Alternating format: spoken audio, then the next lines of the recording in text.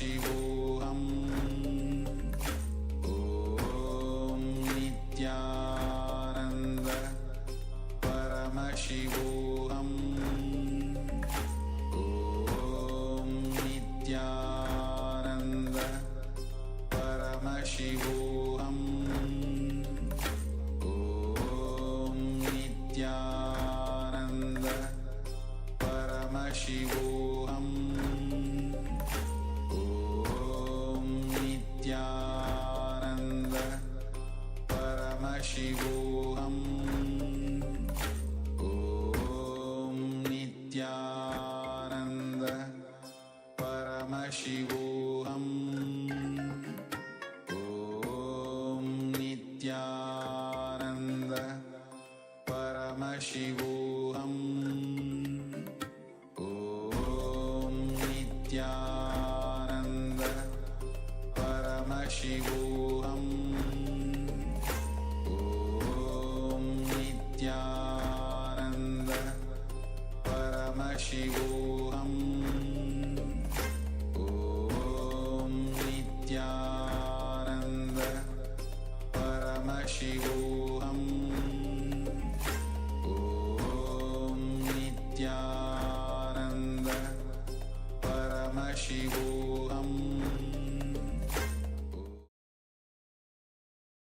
We welcome all the Glimpses of Paramashivoham Level 2 participants to the first session of the day, Nityananda Yoga. We're going to perform the Dvitiya Vinyasa Krama, the 308 asana sequence, as revealed by the Supreme Pontiff of Hinduism. Let us now all settle down on our yoga mats with the head, neck, and spine in a straight line. Sit in a cross-legged position. Bring your hands into Namaskara Mudra in front of your heart center. Close your eyes, take a deep breath. Visualize Swamiji in your inner space as we open the session with the Satguru Vandanam. Nityanandam Paramasukhadam Kevalam Jnanamurtim Dvandvatitam Gaganasadrisham Tattvamasyaadilaksham Ekam Nityam Vimalamachalam Sarvadhi Sakshibhutam Bhavatitam Trigunarahitam Sadgurum Tam Namami. Next, let us invoke Paramashiva's presence by chanting the Shiva Mula mantra Om Ham Hum Shivaya Namaha 11 times. Om Ham Hom Shivaya Namaha. Om Ham Hom Shivaya Namaha. Om Ham Hom Shivaya Namaha. Om Ham Hom Shivaya Namaha. Om Ham Hom Shivaya Namaha. Om Ham Hom Shivaya Namaha. Om Ham Hom Shivaya Namaha. Om Ham Hom Shivaya Namaha. Om Ham Hom Shivaya Namaha. Om Ham Hom Shivaya Namaha. Om Ham Hom Shivaya Namaha. Next, let us perform the Tattvachamanam, the ritualistic cleansing. Make sure you have your Panchapacham and Udani ready. 1 cup and a spoon with some water. Keep your right hand in the Gokarna Mudra in the shape of a cow's ear. Then take 1 Udani, 1 spoon of water, pour it into your right palm.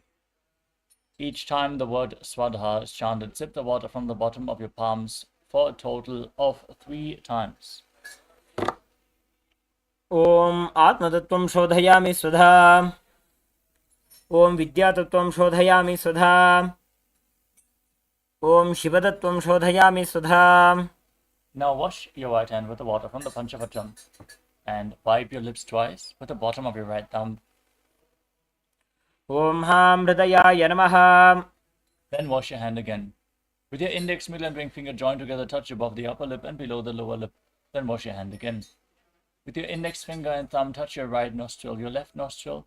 With your ring finger and thumb, touch your right eye, your left eye, your right ear, and your left ear. Then wash your hand again. With your little finger and thumb, touch your navel, your right chest, and your left chest. And with all the fingertips joined together, touch the crown of your head, the right shoulder, the left shoulder, and your heart center. Wash your hand again. Now place the right hand over the left, place your hands on the right thigh. Sit with your head, neck, and spine in a straight line and close your eyes. And set a sankalpa, make a conscious resolution what you are going to manifest in today's ritual of Nityananda Yoga as you chant the sankalpa mantra. ॐ ममोपात्त समस्त दुरितक्षयद्वारा भगवत् श्रीनित्यानन्दपरमशिवप्रीत्यर्थं श्रीनित्यानन्देश्वरी परमशिवशक्तिसमेत श्रीनित्यानन्देश्वर परमशिवप्रीत्यर्थं च अद्य पूर्वोक्त एवं गुणविशेषेण विशिष्टायाम् अस्यां शुभतिथौ पूर्ण आरोग्ययुक्त दृढगात्रयौगिकशरीरसिद्ध्यर्थं परमशिवशक्ति आविष्करणार्थं नित्यानन्दयोगाभ्यासं करिष्ये. Now wash your right hand once more. ॐ अप उपस्पृश्य. And then place your Panchapatram and Adani aside out of harm's way. And let us settle down and get ready for the 308 asana sequence of Kailasa Nityananda Yoga. We are projecting the various components around the acharyas on screen. We're going to introduce the components as we go. Now, for the first asana, sit in a comfortable cross-legged position with your head, neck, and spine in a straight line. Keep your hands in Bindu Mudra, index finger and thumbs together on the knees. Gaze forward. Visualize Lord Shiva in your inner space. Visualize the form of Lord Shiva, which is projected in the top right corner of the screen. Breathe in Samana Kumbhaka. Inhale deeply into your navel region. Hold your breath as you fill your stomach with prana. Then exhale fully and hold your breath again. Feel the fire in your stomach being kindled. Now engage all three bandhas. The Mula Bandha, the root lock, contracting your perineal floor. Uddiyana Bandha, the abdominal lock, contracting your muscles above and below the navel, and pulling your stomach in and up towards the spine. And the Jalandhara Bandha, the throat lock, tucking your chin to the chest, internally contracting your throat muscles, locking the throat. If you perform all these three bandhas together, they form Mahamudra Bandha. Perform Mahamudra Bandha as you internally chant the japa Soham. Visualize the mantra rotating around your throat in a circular motion. Cleanse your Vishuddhi chakra and manifest Vak Shakti through the internal repetition of the mantras. Now let us perform the first asana of the sequence, Sukhasana. तत्सुखासनमित्युक्तमशक्तस्तत्समाचरेत् आसनं विजितं येन जितं तेन जगत्त्रयम्. Next up is Parvatasana. Now place your feet on top of opposite thighs, join your hands in Anjali Mudra and raise your arms up. Keep your elbows straight, perform Mahamudra Bandha and visualize yourself as Mount Kailash in Parvatasana. अथ वक्षे महादेव पर्वतासनमङ्गलं यत्कृत्वा स्थिररूपी स्यात् षट्चक्रादिविलोपनम्. Now join the soles of the feet together in front of your body with your feet slightly extended away. Interlock your fingers behind your back in Parashva Mudra, lean forward and down. Place your forehead on the ground behind your heels, gaze to your nose, perform Mahamudra Bandha and visualize Swamiji in Haripavasana. ऊरवविधियाहु मे जानो उभय पगधरे सम्बुटठानो पृष्ठपछेदो भूकरल्याभो दशिनकरसो वाम गहावो. Now, with your feet extended away from the body, extend your arms, cup your palms, and place your hands down on the ground in front of your feet. Bring your forehead on the ground behind the heels, gaze to your nose, and perform Mahamudra Bandha as you visualize yourself as a snake in Nagipavasana. पूरवविधिपर्यागाने नीचौहौ वीकहूनि फणास्यौ लगाजी हाथ आगाने धरती लगावे पसारी दो हाथ की अंजुलि करे. Now keep your hands in Prana Mudra. Index and middle fingers extended, holding the little and ring fingers with your thumbs. Now catch your big toes with index and middle fingers and stretch your legs forward and up. Then cross them into Padmasana and lean forward and down, elbows on the ground, performing all three bandhas and visualizing yourself as a bird in Kokilasana. अथान्यदासनं वक्षे येन सिद्धो भवे नरः अकस्मात् वायुसञ्चारं कोकिलाख्यासनेन च. Now stack your knees and ankles and hold on to opposite elbows in front of your body. Perform Mahamudra Bandha and start rotating your arms in a circular motion. Gaze to the tip of the nose and visualize Swamiji, and every once in a while change the direction of the movement in Nityasana. घोड़ा बाबा पाद की आशमाहिली सोजे दश चरण को वार लौता परिगुल्फ समोय. Now place your hands flat on the ground, shoulder width apart. Raise your hips up high, straighten your legs, and then scoop your head and chest forward and down again and again.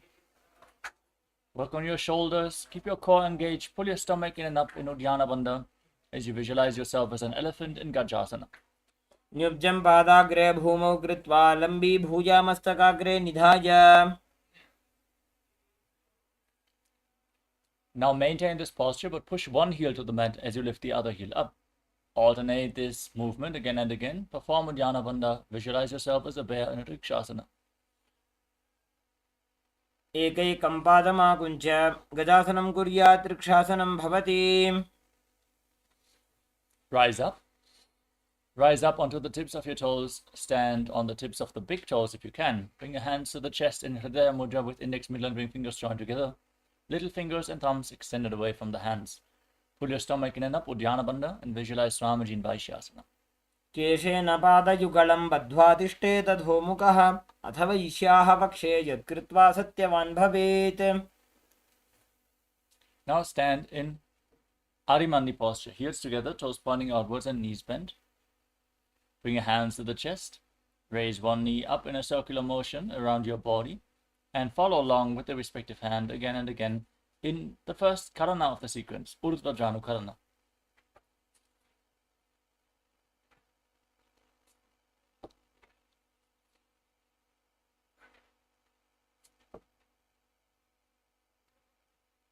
Next up is Bala Lingasana.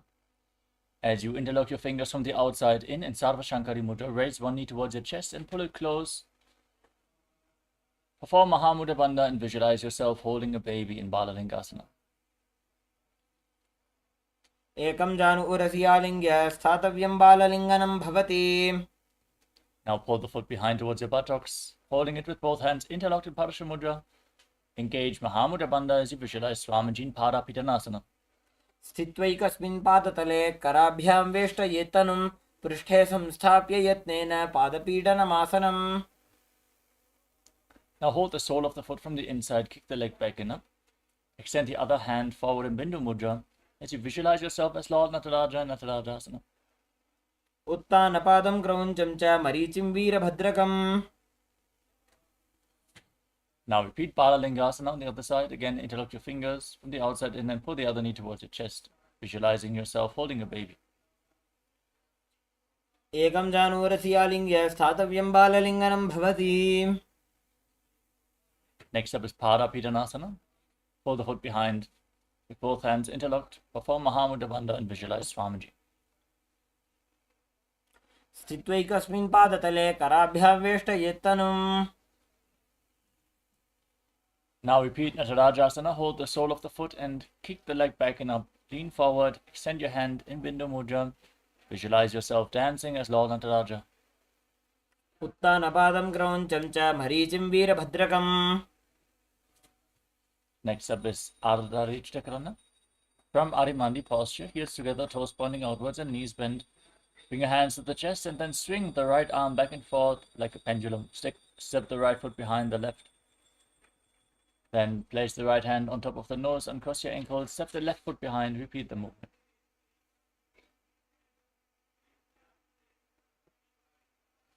We move on to the skeleton dance. Now visualize yourself as a skeleton and shake your body intensely. Dance wildly without any patterns. Just hold the visualization that you are a skeleton, only bones. Hold the visualization as you dance wildly.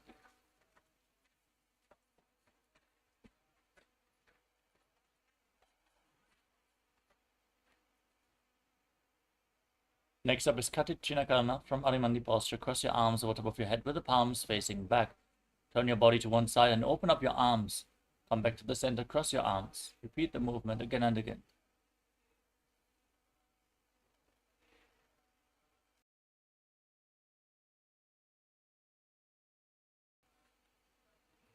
Next up is Tadasana. Now stand on the tips of your toes and raise your arms up parallel above your head.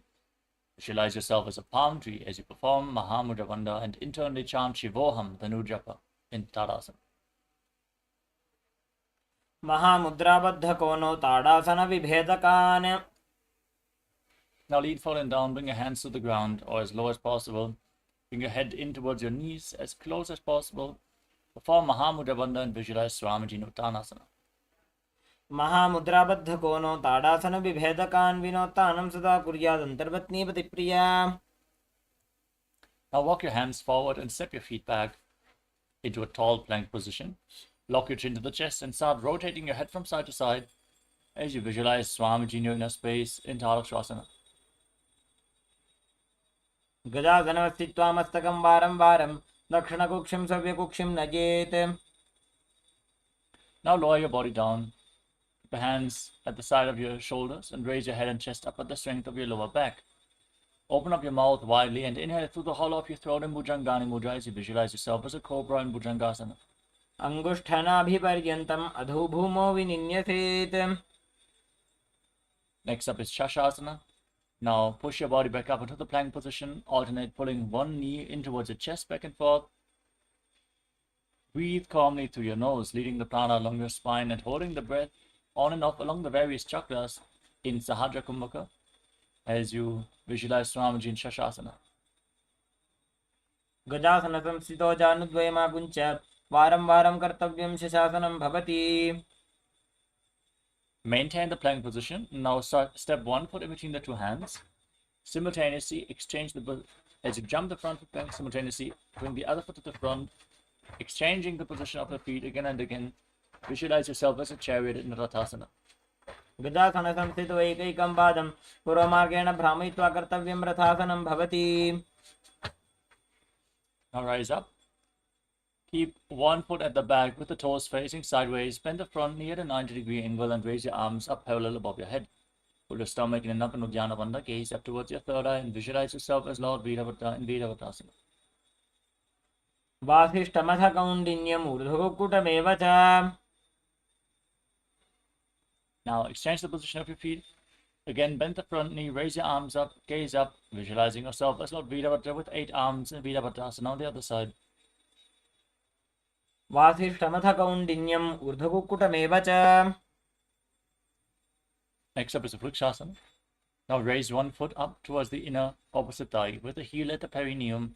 Join your hands in Anjali Mudra and raise them up. Keep your elbows straight, pull your stomach in and up and visualize yourself as a tree in Vrikshasana. वामोरुमूलदेशे च यां यं पादं निधायतु. Now raise the foot on top of the opposite hip and bring your hands in front of your chest in Namaskara Mudra as you visualize yourself as Lord Garuda in Garudasana. गरुडासनमावक्षे येन ध्यानं स्थिरं भवेत्. Now exchange the position of your feet, raise the other foot towards the inner opposite thigh, feet against the perineum, hands in Anjali Mudra above your head. Pull your stomach in and up and visualize yourself as a tree in Vrikshasana, the tree posture. वामोरुमूलदेशे च यां यं पादं निधायतु. Next up is Garudasana. Now bring the raised foot on top of the opposite hip, join your hands in Namaskara Mudra in front of your heart and visualize yourself as Lord Garuda with big wings in Garudasana. गरुडासनमावक्षे येन ध्यानं स्थिरं भवेत्. Next up is Trikonasana. Now step one foot forward and keep the back heels facing sideways, the back toes facing sideways. Extend your arms out parallel to the ground. Lean forward and down as you gaze up towards your third eye and visualize yourself as a triangle in Trikonasana. उत्तानपादं क्रौञ्चं च मरीचिं वीरभद्रकम्. Now rise up, exchange the position of your feet. Repeat Trikonasana on the other side. उत्तानपादं क्रौञ्चं च मरीचिं वीरभद्रकम्. Now rise up and bring your heels together, toes apart, knees bent, Adimandi posture. Bring your hands to the chest with one palm facing the other and raise one heel off the ground. Stomp the raised heel down and exchange the position of your hands again and again.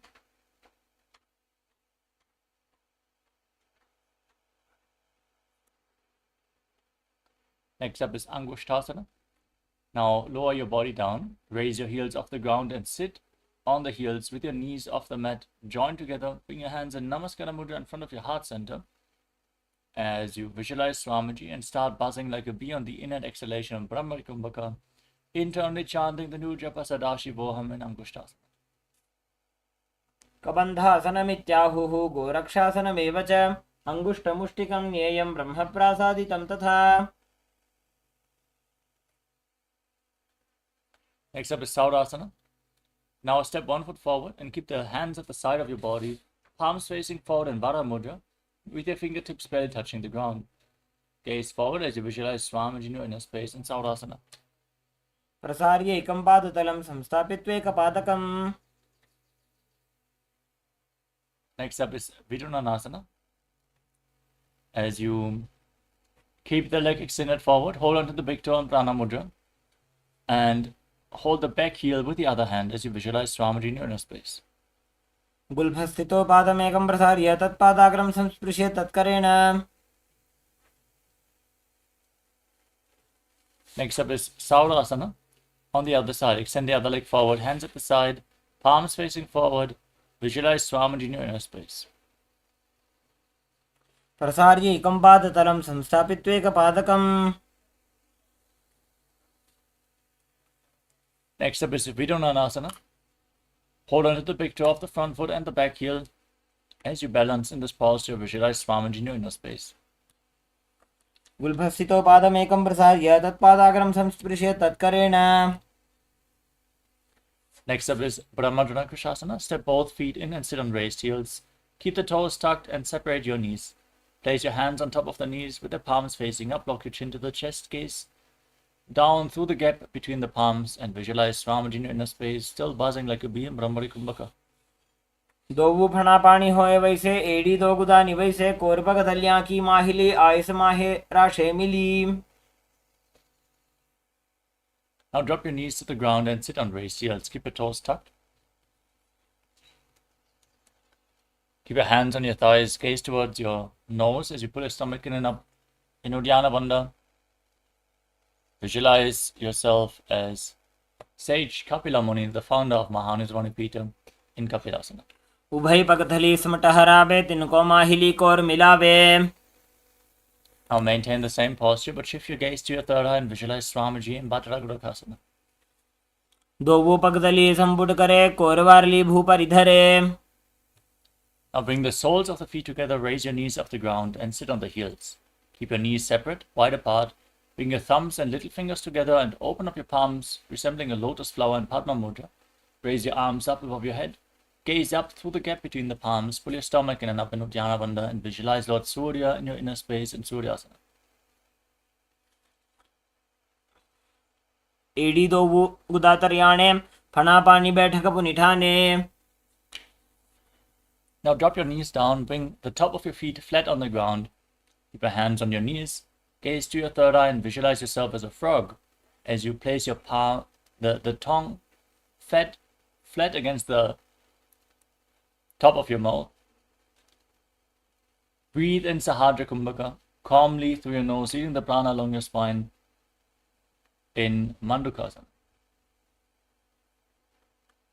पादतलौ पृष्ठदेशे अंगुष्ठे द्वे च संस्पृशेत्.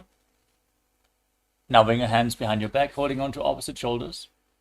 Gaze up, tongue flat against the palate of the mouth as you visualize yourself as a frog. Uddiyana Bandha engaged in Uttana Mandukasana. मंडूकासन मध्यस्थं कूर्पराभ्यां धृतं शिरः. Now cross your feet and sit on the raised heels. Engage the Mula Bandha intensely as you have your hands on the knees. Gaze to the nose, stick your tongue out, exhaling forcefully through your mouth, visualizing yourself as a lion in Simhasana. दक्षिणं सव्यगुल्फेन दक्षिणेन तथेतरम्. Now cross your hands behind your back, hold onto the big toes in Prana Mudra. Keep your knees wide apart, soles of the feet together, sit on the heels, and lock your chin to the chest, gaze to the nose, visualize Swamiji, and again return to buzzing like a bee in Brahmari Kumbhaka in Bhattarasana. गुल्फौ च वृषणस्याधो व्युत्क्रमेण समाहितः. पादाङ्गुष्ठौ कराभ्यां च धृत्वा च पृष्ठदेशतः. Now place your feet flat on the ground and keep your knees raised. Bring your arms in and around the knees and bring your hands behind your back. Interlock your fingers in Parashamudra behind your back if you can, as you gaze to the tip of the nose and visualize yourself as a crow in Kakapashanti Asana. प्रथमे वेसक उक्कटठाने दोवु हाथ पगमी च आने.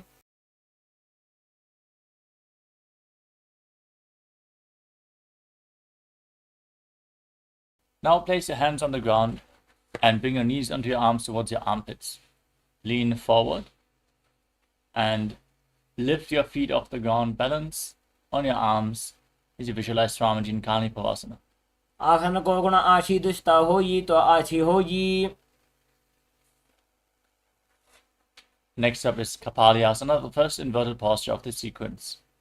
Requesting all the participants who suffer from upper back or neck injuries, as well as people with high blood pressure and pregnant women, to refrain from performing any of these asanas before consulting your doctor whether this is safe for you. All the pregnant women are also requested not to perform any of the forward bends of this sequence. Please take care of your own safety. If you're not feeling stable in the inverted postures, you can lean against the wall and you can ask a partner to assist you also. Do the asanas to the best of your capability.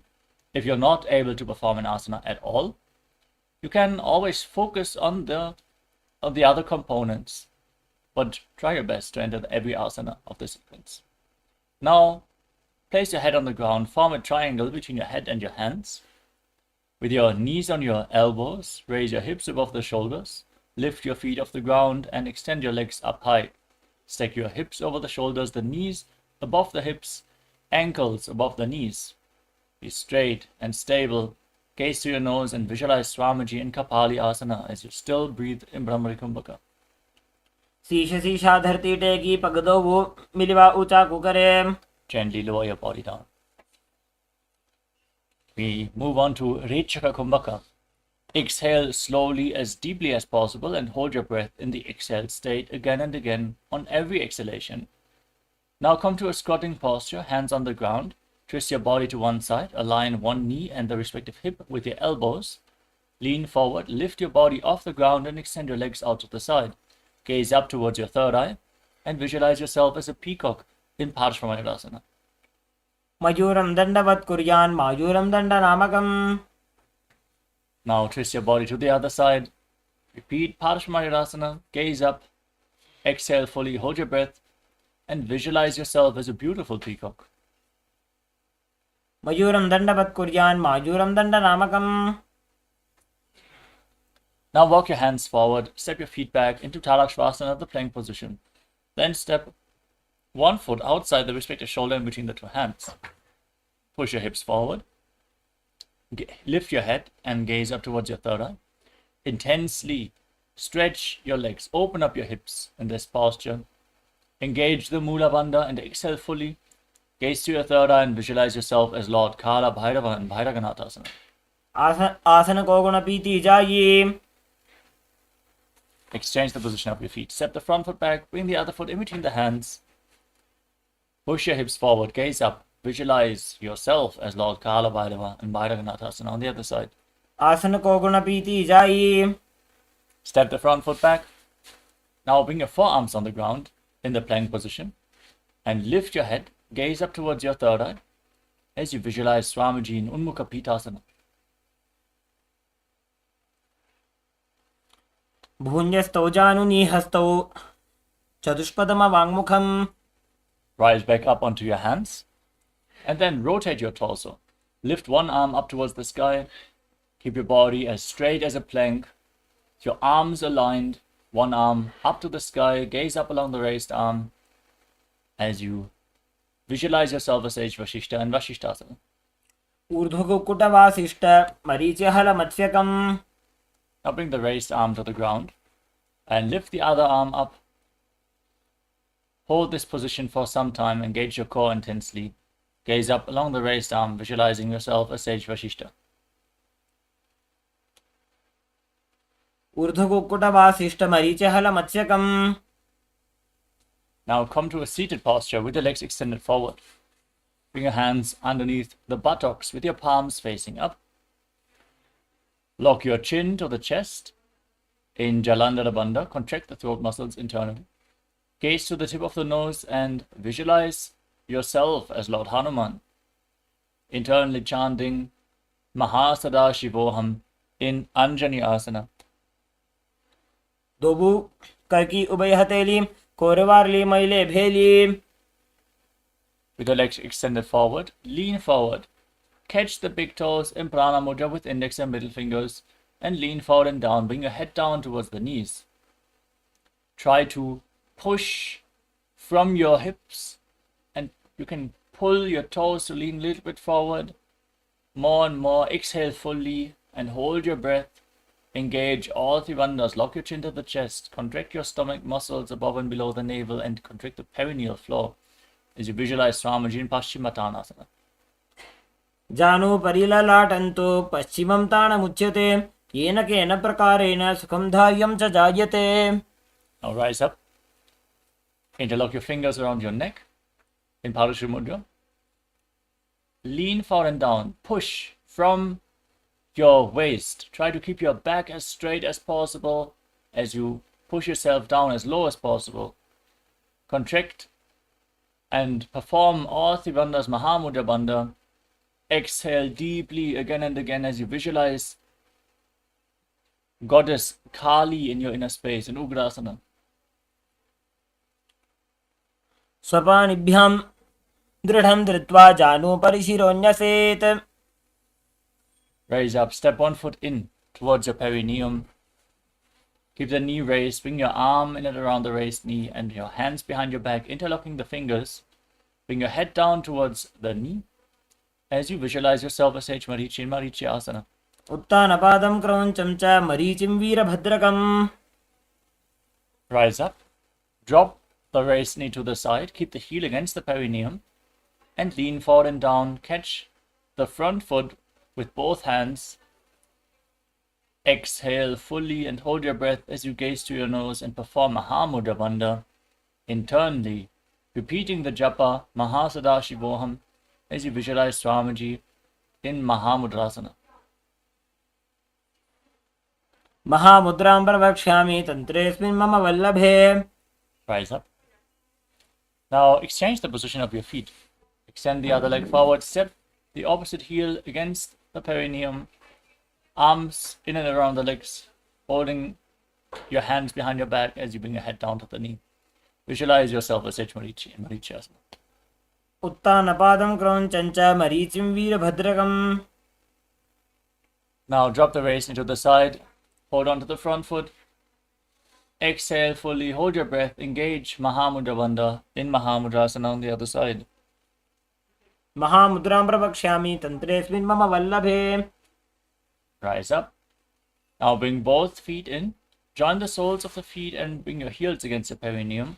Interlock your fingers around the toes. Gaze up towards your third eye and visualize Swamiji in your inner space in Bhattarasana. गुल्भौ तु वृषणस्यादः सीवन्त्याः पार्श्वयोः क्षिपेत्.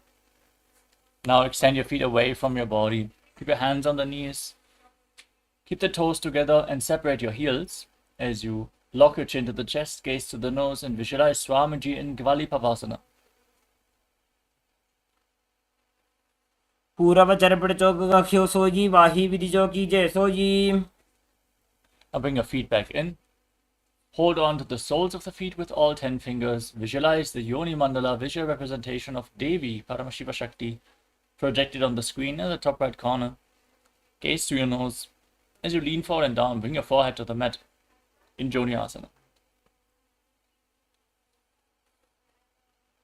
दोवो पगदली संपुट करे एड़ी मेड़ के ढिंग तरे. Now rise up and extend your feet away from the body. Keep your heels together and separate your toes as you extend your arms out to the sides and lean forward and down, bringing your forehead on the ground behind your heels. Gaze to the nose and visualize Swamiji in Midaki Pavasana. पूरव विधि परिपकथली संपुट शोल एड़ी मिली राशे. Now bring your feet back in. Keep your toes together and separate your heels. Bring your hands below the shins, palms facing up, and bring your toes against your throat. Pull yourself down as much as possible as you gaze to the nose and visualize Lord Surya in your inner space in Siddha Samadhi Asana. दोवो पगदली संपुट करे सोले मेढ़ आगा में धरे. Next up is Chinaki Bhavasana. Now keep your heels together and separate your toes. Hold the feet and open them up like a book as you press your elbows down onto your thighs. Gaze to your nose and visualize Swamiji in your inner space.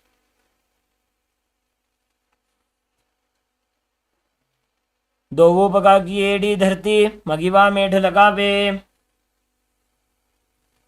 Now bring the soles of the feet together and place your hands on the respective knees, pushing the knees down to the mat.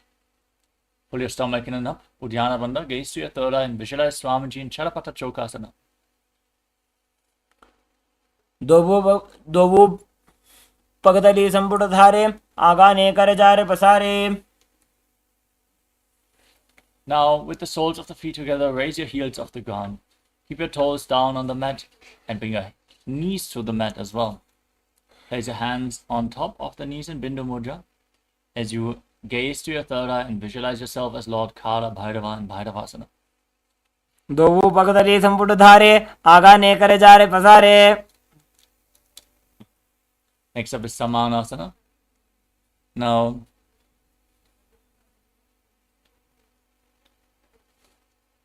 bring one heel against the perineum and lift the sole of the other foot against your chest with both hands. Gaze up towards your third eye as you visualize Swamiji in your inner space. And exhale fully and hold your breath in the Muladhara Chakra and Samanasana. समानासनमावक्षे सिद्धमन्त्रादि साधनात्. Now lift the leg over top of your shoulder and extend the opposite leg forward and up. Hands at the side. Gaze up towards your third eye and visualize Swamiji in Apanasana. केवलं पादमेकञ्च स्कन्धे चारोप्य यत्नतः. Now bring the other heel against the perineum and lift the sole of the opposite foot against your chest. Repeat Apanasana on the other side as you visualize Swamiji and gaze to your third eye. समानासनमावक्षे सिद्धमन्त्रादि साधनात्. Now lift the leg over your shoulder, extend the opposite leg forward and up, hands at the side, gaze up and visualize Swamiji in Apanasana on the other side. केवलं पादमेकञ्च स्कन्धे चारोप्य यत्नतः. Now stack your knees in front of your body. Keep your heels outside the hips. Interlock your fingers on the top knee as you visualize the face of a cow. Press your tongue against the palate of your mouth and inhale through the mouth, hissing through the teeth, and sit Kali Kumbhaka as you internally chant Om Nidyanandoham in Gomukhasana. सव्ये दक्षिणगुल्भं तु पृष्ठपार्श्वे नियोजयेत्.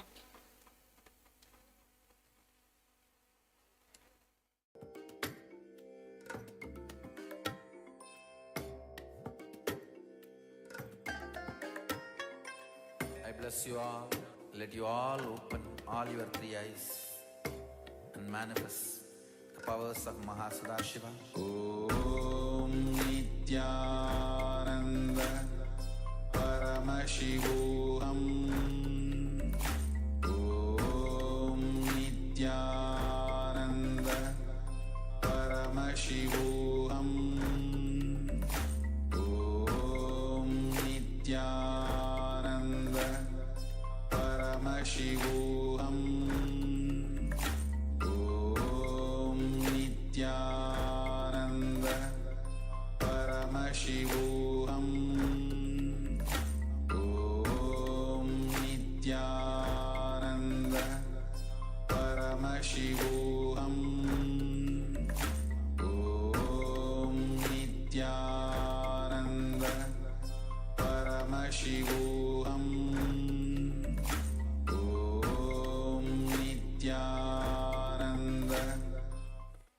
Yes, sorry for the technical glitch. Let us now move on to the next asana of the sequence, Anasuyasana. Now hold the big toes in Prana Mudra with index and middle fingers. Pull your stomach in and up in Uddiyana Bandha. Gaze to your nose and visualize yourself as Rishika Anasuya in Anasuyasana. दक्षिण गोड़ नीचे उठाने बाहों तागे ऊपर आने. Now interlock your fingers behind your back and lean forward and down. Bring your chin over the knee, the nose to the ground as you gaze to the nose in Anasuyasana too. जीमणा गोदा की संधि प्रडावा गोड़ा की संधि. Now place one foot flat on the ground with the knee raised against your chest, the other foot against your perineum. Place your hands on the knees and gaze to your nose as you visualize yourself as Lord Garuda in Garudasana too. डाबो पग मोड़ी एड़ी माहिलो गुल्भमूल द्वारनी चाहिए. Now raise your perineum on the heel, interlock your fingers around your neck, twist your elbows around the raised knee and gaze to your third eye, visualizing yourself as Sage Narada and Naradasana.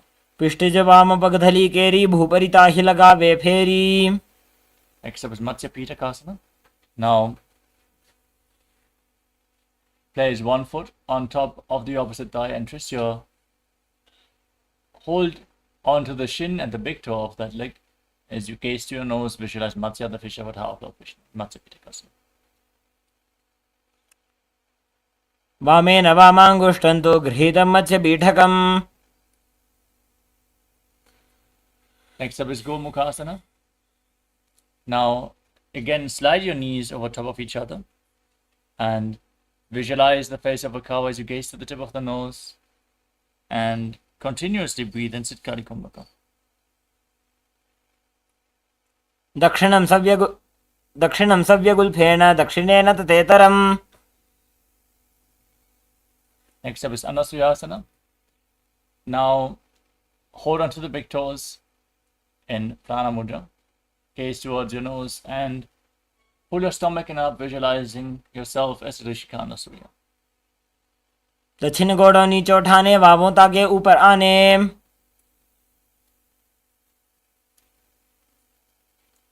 Now, lean forward and down and interlock your fingers behind your back. Gaze to the nose as you bring it to the mat, visualizing yourself as Rishikana Surya and Anasuyasana too. जीमणा गोदा की संधि, प्रीडावा गोड़ा की संधि.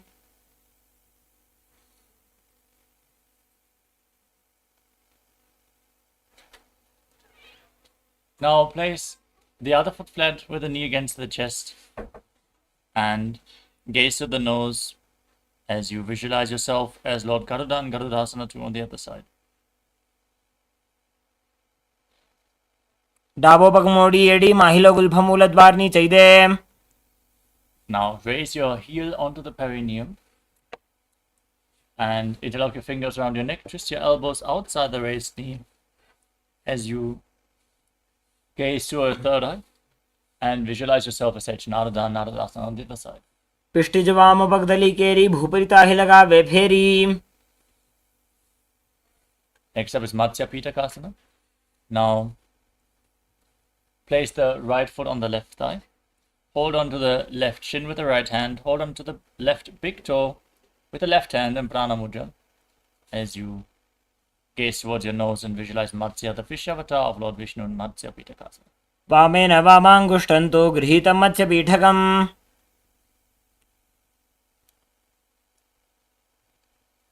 Now extend your legs forward. Place the left foot on the right thigh. Raise the right knee and twist your left elbow around the raised knee with the left hand by the neck, the right hand on the ground behind you.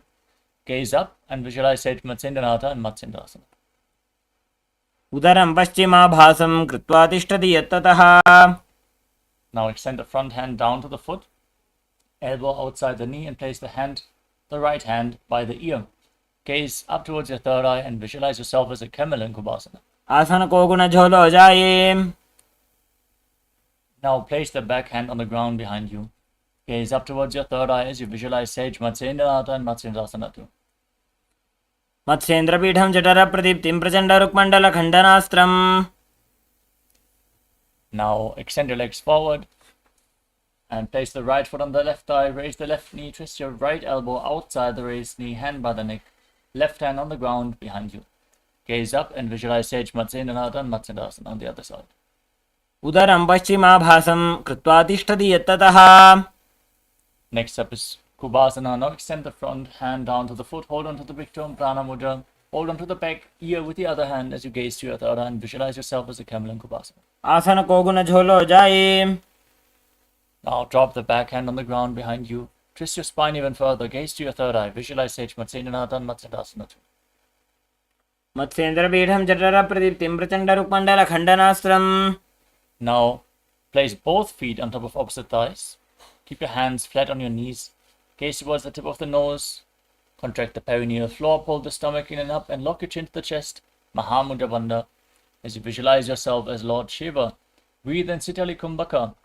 Press your tongue against the back of the teeth and hiss through your teeth as you inhale through your mouth. Internally chanting Om Nityananda Mahasadaशिवोहम in Padmasana. आसनं द्विधं प्रोक्तं पद्मं वज्रासनं तथा. Now cross your arms in front of your body and hold on to the big toes in Prana Mudra as you visualize yourself as Goddess Parvati the consort of Lord Shiva in Padmasana 2. उत्तानौ चरणौ कृत्वा ऊरू संस्थौ प्रयत्नतः.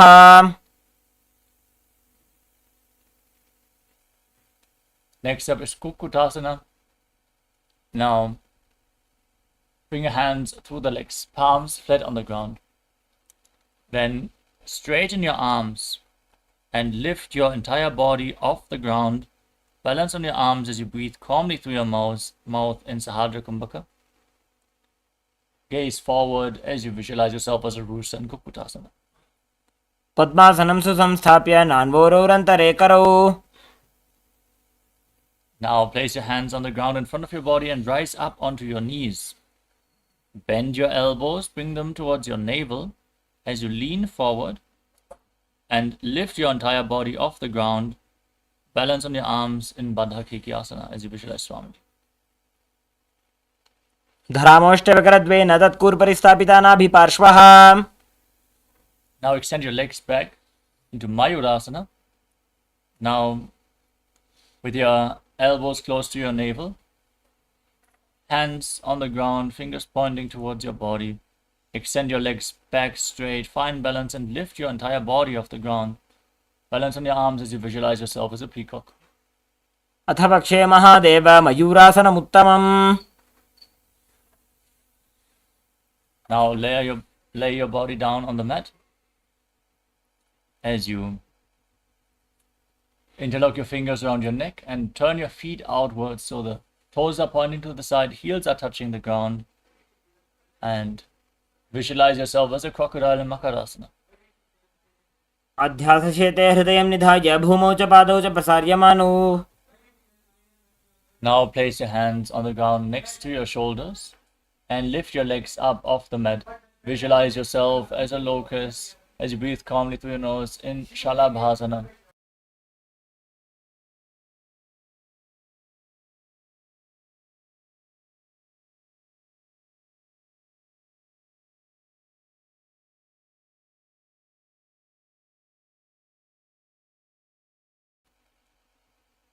अध्यासशेते करयुग्मवक्षौ भूमिमवष्टभ्य करयोस्तलाभ्याम्. Next up is Ushtasana. Now bend your knees and hold onto your feet. Pull your feet down outside the hips as you visualize yourself as a camel in Ushtasana. अध्यासशेते पदयुग्मव्यस्तं पृष्ठे निधायापि धृतं कराभ्याम्.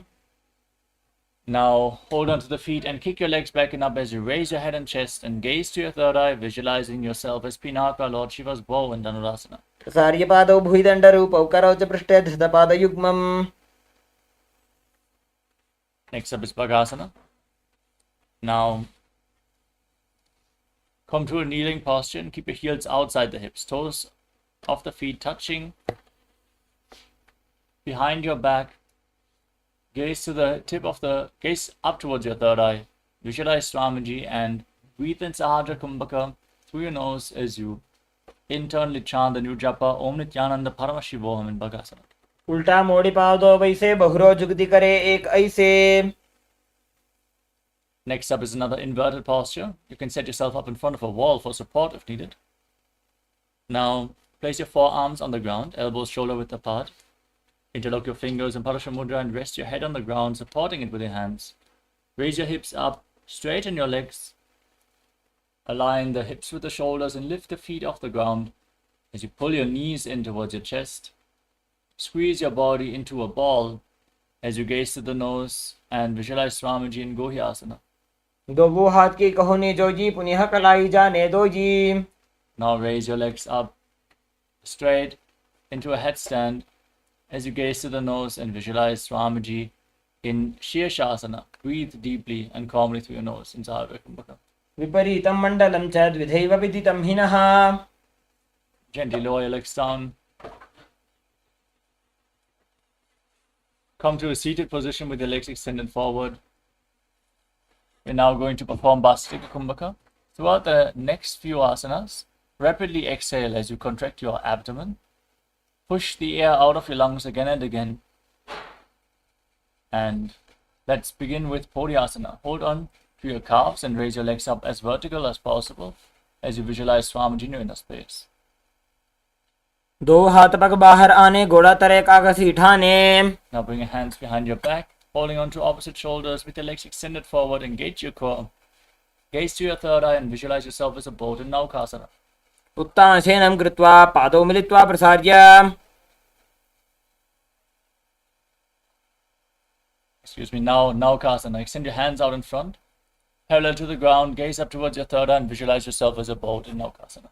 उत्तानशयनं कूर्पराभ्यां भूमिं वष्टाभ्यां. Now pull your feet in towards your chest, scooping your hands below the feet. Gaze to the nose. Keep rapidly exhaling, visualizing yourself as Lord Rudra in Rudrasana. पगतली संपूर्ण करिए हाथस्य उपग ऊंचाई. Now breathe calmly. Lay down on your back and place your feet flat, knees raised, hands flat on the ground just behind your heels. Push your hips up high. Contract your perineal floor and lock your throat. Push the prana upwards in Murcha Kumbhaka. Inhale deeply, then contract the Mula Bandha and the Jalandhara Bandha, pushing the air into the central nadi within your spine, Sushumna Nadi. Gaze to the nose and hold your breath as you visualize Swamiji in Unmukha Pitasana. ऊर्ध्वे च जान्मुनि कृत्वा शवित्वोर्ध्वमुखं तथा. Now lay down flat on your back. Keep your hands at the side of the body, palms facing up. Intensely pull the Kundalini Shakti upwards in Shakti Charan Mudra, from the Muladhara all the way to the Sahasrara Chakra. In Shivasana, as you visualize your body is dead, Swamiji is liberating you. Internally chant the Mahavakya, Om Nityananda Paramashivoham. उत्तानं शववद्भूवौ शयनं तु शवासनं. शवासनं श्रान्तिहरं चित्तविश्रान्तिकारकम्.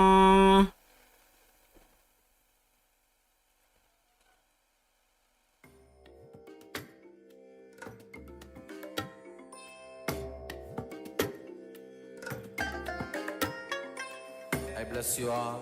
Let you all open all your three eyes and manifest the powers of Mahasadashiva. Om Nityananda Paramashivoham.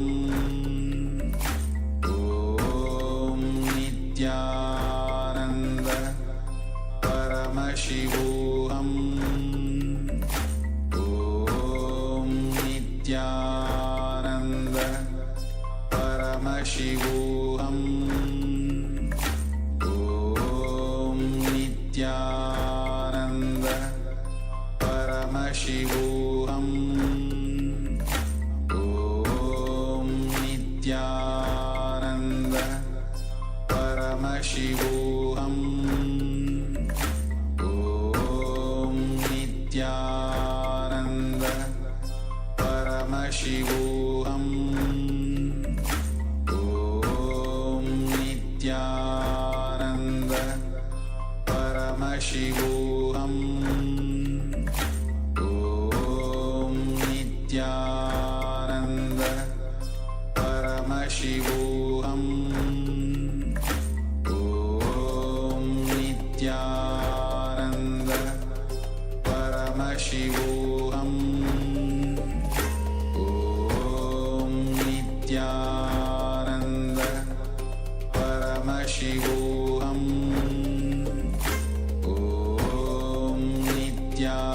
Om Nityananda Paramashivoham. Om Nityananda Paramashivoham. Om Nityananda Paramashivoham. Om Nityananda Paramashivoham. Om Nityananda Paramashivoham. Om Nityananda Paramashivoham.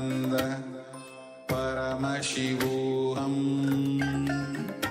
Om Nityananda Paramashivoham Om Nityananda Paramashivoham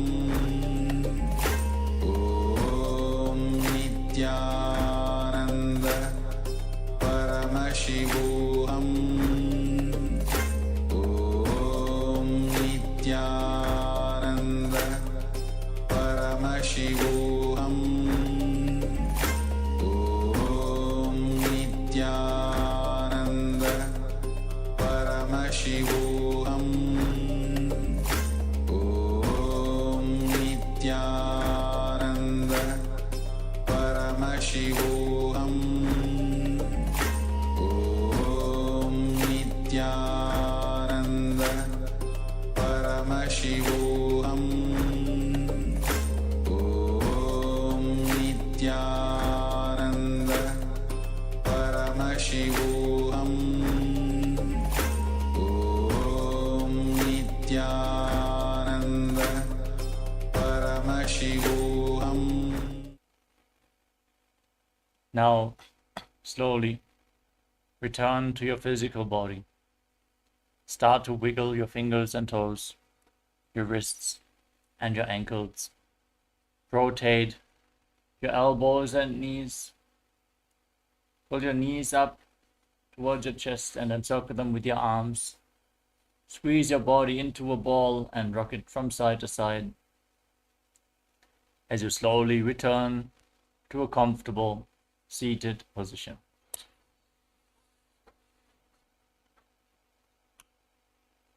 Congratulations, you completed the first 108 asanas of this sequence, which form the Pratama Vinyasa Krama. Let us now all get ready for the remainder of this asana sequence. Another 200 asanas to go. Before that, quickly grab some water and settle down again on your yoga mat. Just a few seconds, we'll be right back with the next asana. Nityananda, thank you for watching, and if you found the video enlightening, Please give it a like, share it with your loved ones, and subscribe to stay connected with us. don't forget to click the bell icon to receive the notifications.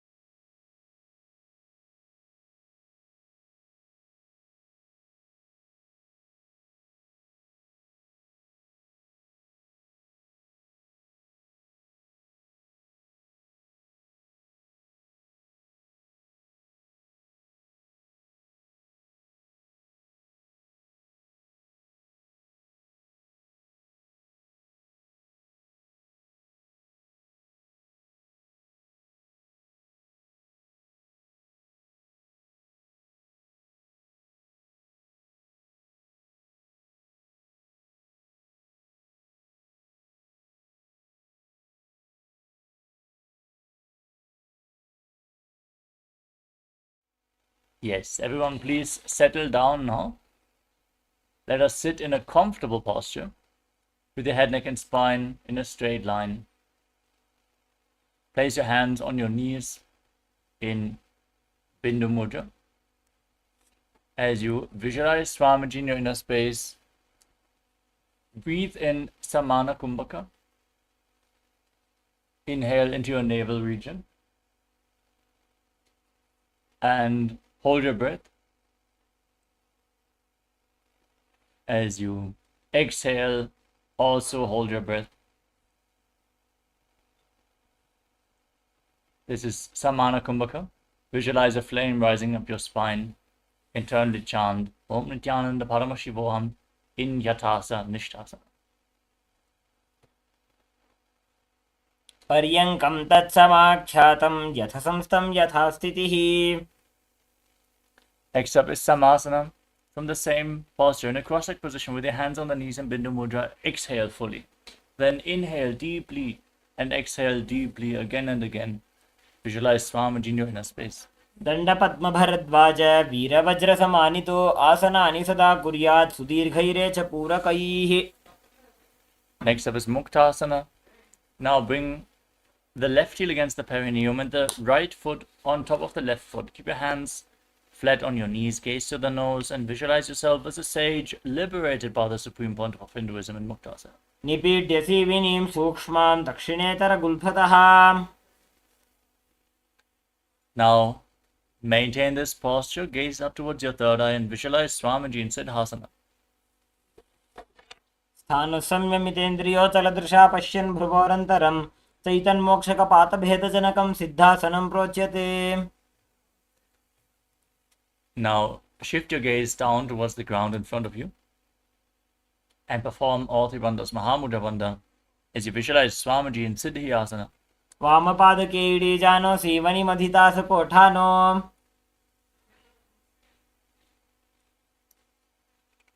Now rotate your hands on top of the knees into Bindu Mudra, gaze to your third eye and visualize yourself as Lord Rudra in Rudrasana 2. वामचरणपरिदक्षिणराखे एकजुगतीये से विदिदाखे.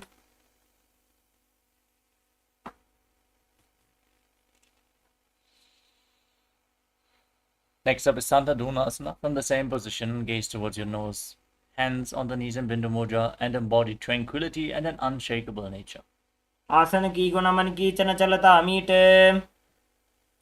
Next up is Siddhasana 2. Now cup your hands in front of your navel in Samputa Mudra, resembling a lotus flower. Visualize Swamiji in your inner space in Siddhasana 2. ऋजुकाय समासीन सिद्धासनमुदीरितं प्रसार्य भुवि पादौ तु दोर्भ्यामङ्गुष्ठमादरात्. Next up is Bandha Yoni Asana. Now set the sankalpa to manifest through the womb of creation and get ready to enter Shanmukhi Mudra, closing all the senses with your hands. Inhale deeply and hold your breath. Block your mouth with the little and ring fingers, your nostrils with the middle fingers, your eyes with your index fingers, and your ears with your thumbs. Hold your breath. यत्र मध्ये महादेव बन्धयोन्यासने शृणु.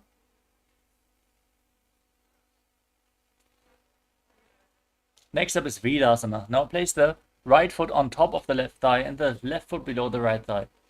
Keep your hands on your knees in Bindu Mudra as you embody the state and space of bravery, Vira and Virasana. एकं पादमथैकस्मिन् विन्यस्योरुणि संस्थितः. Next up is Valmikasana. Maintain the posture, shift your gaze to your third eye and visualize the great sage Valmiki, the great poet and author of Ramayana and Valmikasana. डावा पग की पगथली पुनि एड़ी है जोय. Next up is Joni Mudrasana. Now keep your hands flat on your knees.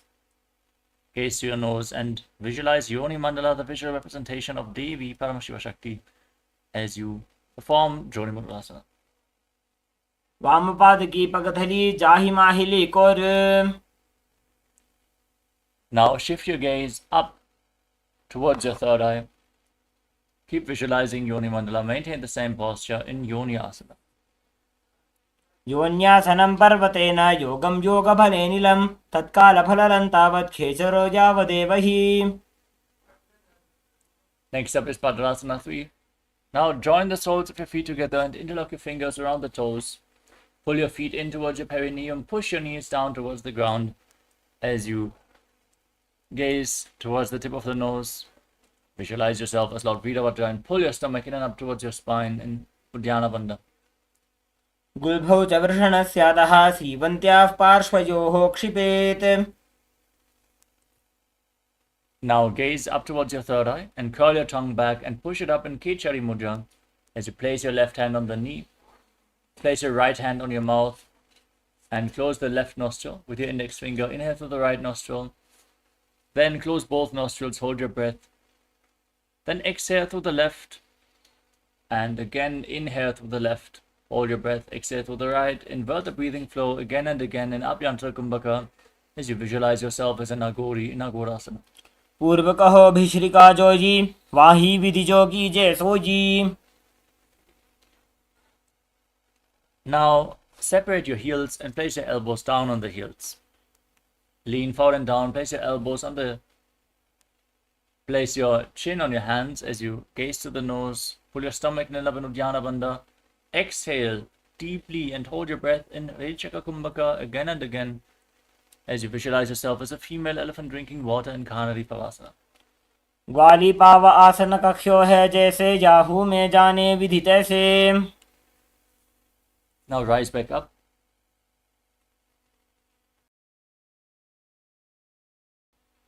Scoop your hands below the feet and interlock your finger in Parusha Mudra as you lift your feet off the mat. Gaze to the nose and visualize Swamiji in Padasana. ततोर्ध्वं रेचयेत् वायुं मृदुनिश्वास संयुतं. Now interlock your fingers from the top around the toes and pull your feet in towards your chest. Rest your chin on the toes, gaze towards the tip of the nose and embody the state and space of a king in Gopi Chandasana. पूरव विधिपका का अंगूठा कंठकूप राशे. Next up is Uddarasana. Now scoop your hands below the feet again and interlock your fingers around the toes from below. As you gaze towards the tip of the nose, visualize your body free from any defects. दोबू पगतली संपुट ठाने उभय हस्तकरी उरद हिताने. Now lift your feet even higher in front of your face with the fingers interlocked in front of your forehead. Gaze forward and visualize yourself excelling in everything in Vishishtasana. दोबू पगतली जोड़ी संपुट करे. Now one by one, bring your legs over top of the respective shoulders and bend your elbows up. Hold on to your neck with your hands as you visualize yourself as a cobra in Bhujasana. शिरासनं तु विज्ञेयं कक्षासनम् अतः परं ग्रीवासनं च परमं भुजासनं युहोच्यते. Next up is Kalyanasana. Now, with your legs over top of your shoulders, bring your hands behind your back and interlock your fingers if you can. Gaze towards the tip of the nose and visualize yourself as a beautiful, auspicious goddess in Kalyanasana. दोबू हाथ पगम नीचे आने तिनको गोड़ा नीचे ठाने. Now place the top of the left foot flat on the mat and sit on the left heel. Stick your right knee over top, heel outside the opposite hip. Hands on opposite knees, gaze forward in Vaishnavi Mudra without focusing on any external objects. Simply focus on the object within. As you visualize yourself as an elegant swan, breathe in Ujjayi Pranayama, make an ocean-like sound as you inhale and exhale through your mouth in Sankatasana. वामपादं चितेर्मूलं सन्न्यस्य धरणीतले पाददण्डेन जाम्येन वेष्टयेद्वामपादकम्. Next up is Dhenukasana. Now slide the left heel outside the hip, sit in between your heels as you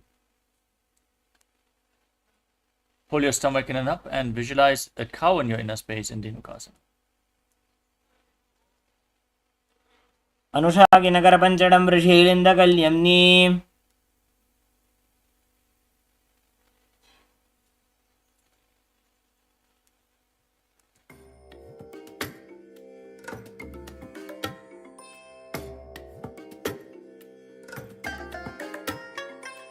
I bless you all. Let you all open all your three eyes and manifest the powers of Mahasadashiva. Om Nityananda Paramashivoham. Om Nityananda Paramashivoham Om Nityananda Paramashivoham Om Nityananda Paramashivoham Om Nityananda Paramashivoham Om Nityananda Paramashivoham Om Nityananda Paramashivoham Om Nityananda Paramashivoham Om Nityananda Paramashivoham Om Nityananda Paramashivoham Om Nityananda Paramashivoham Om Yes, sorry for the technical glitch. Let us now continue with the next asana of the sequence, Machandasana. Place the right foot on the left thigh and bring the left foot on top of the right knee. Bring your left hand behind your back, twist your spine, hold on to opposite thighs with your hands, gaze up towards your third eye, and visualize Swamiji in your inner space.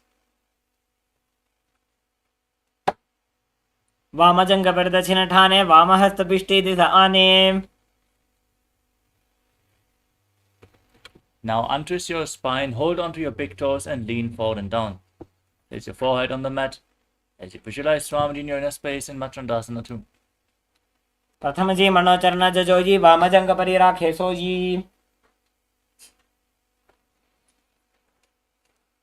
Now rise up, interlock your fingers and place them on the left knee. Perform Mahamudra Bandha as you visualize Swamiji in Guru Asana. ऊरुमूले इतरपादस्य कनिष्ठिका प्रदेशगुल्भं संस्थाप्य. Next up is Sankatasana. Now sit on the right heel with the left heel outside the hip, the knees stacked in front, hands on opposite knees. Gaze forward as you visualize yourself as an elegant swan in Sankatasana. वामपादं चितेर्मूलं सन्न्यस्य धरणीतले. Next up is Dhenukasana. On the other side, slide the heel outside the hip and place your hands on the knee. As you pull your stomach in and up, visualize a cow in your inner space. अनुषागिनकरपञ्चडं वृषीलिन्दगल्यं neem.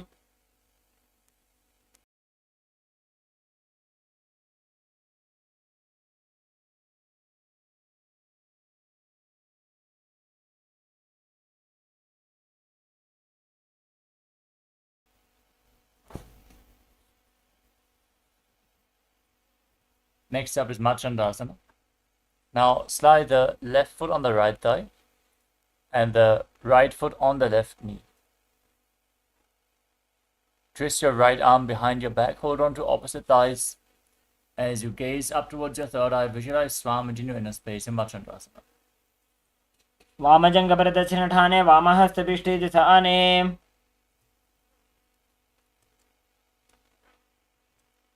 Now untwist your spine, hold on to the big toes in Prana Mudra. Lean forward and down, place your forehead on the ground and visualize Swamiji in your inner space in Machandasana 2. जीमणा गोदा की संधि प्रीड़ा वा गोड़ा की संधि.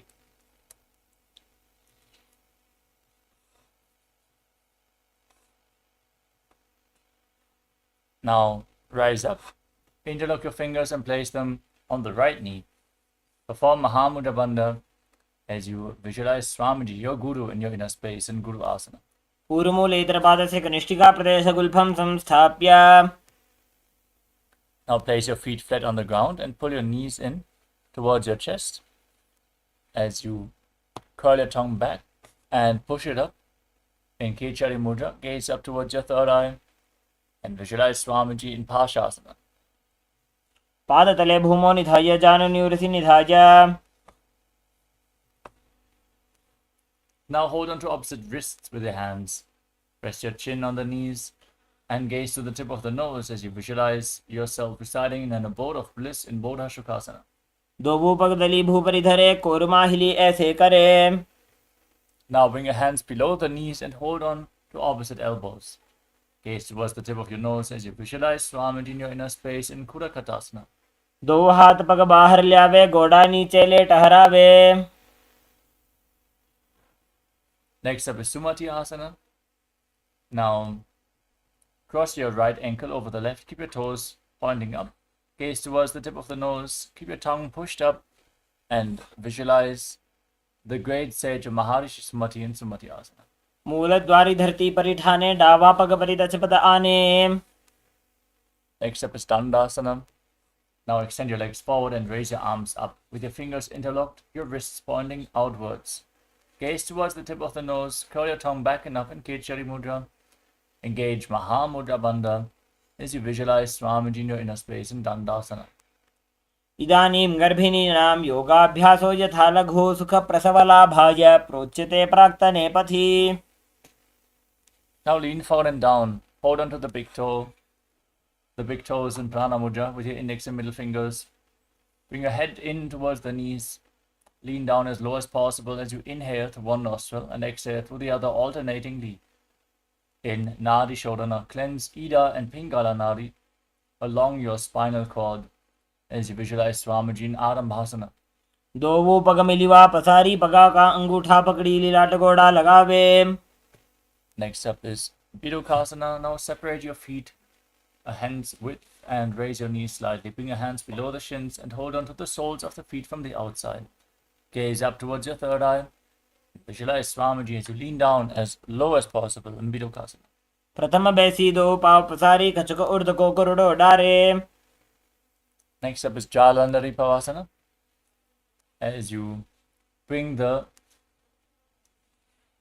heels together, toes apart, bring your hands below the shins and rest your chin on the hands as you keep your palms facing up. Gaze towards the tip of the nose and visualize Swamiji in your inner space in Jalandhari Pavasana.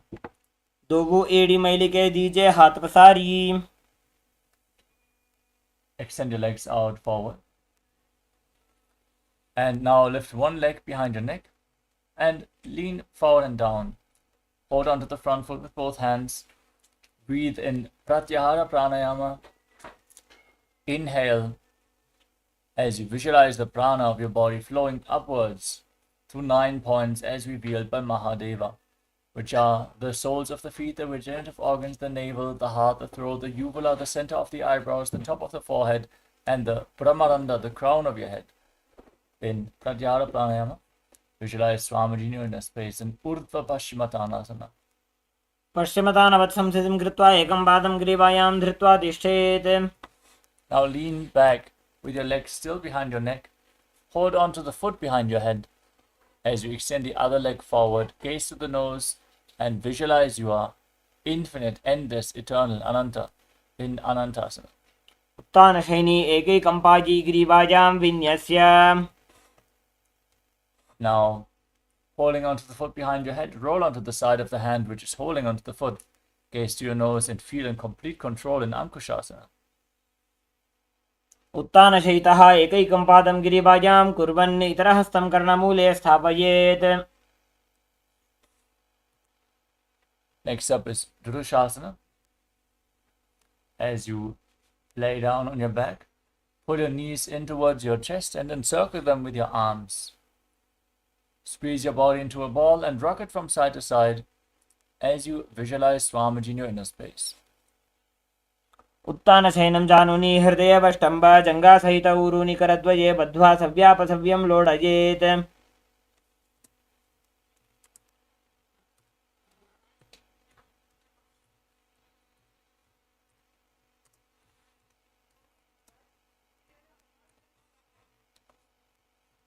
Now repeat Urdhva Paschimottanasana on the other side.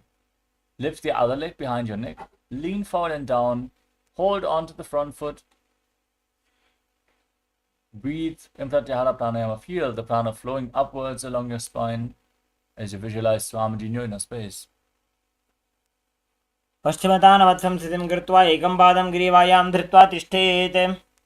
Now lean back, hold on to the foot behind your head, extend the other leg forward. Gaze to your nose as you visualize you are infinite, endless, eternal, Ananta, in Anantasana. उत्तानशयनी एकैकं पाजी ग्रीवायां विन्यस्य. Now roll onto the side of the foot of the hand which is holding onto the foot as you gaze to your nose and feel in complete control in Ankushasana. उत्तानशयितः एकैकं पादं ग्रीवायां कुर्वन्. Next up is Yoga Nidrasana. As you lay down on your back, one by one, lift your legs up behind your head. If you cannot lift your legs behind your neck, you can cross them in front of your body and pull them against your chest.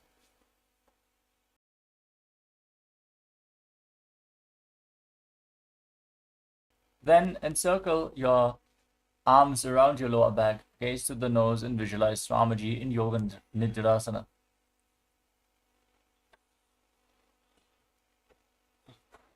पादाभ्यां वेष्टयेत् कण्ठं हस्ताभ्यां पृष्ठबन्धनम्. Next up is Atmaramasana.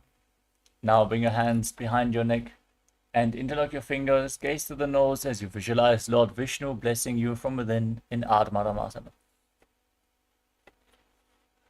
Atmaram आसन प्रथम सुधोसोवे. Next up is Kochikasana. Now lay on your back and extend your arms out to the side. Pull your knees in towards your chest. As you keep the soles of the feet facing up towards the sky, gaze up towards your third eye and visualize Swamiji in your inner space in Kochikasana. दो हाथ सीधा सा करे, 300 बेसपा करे.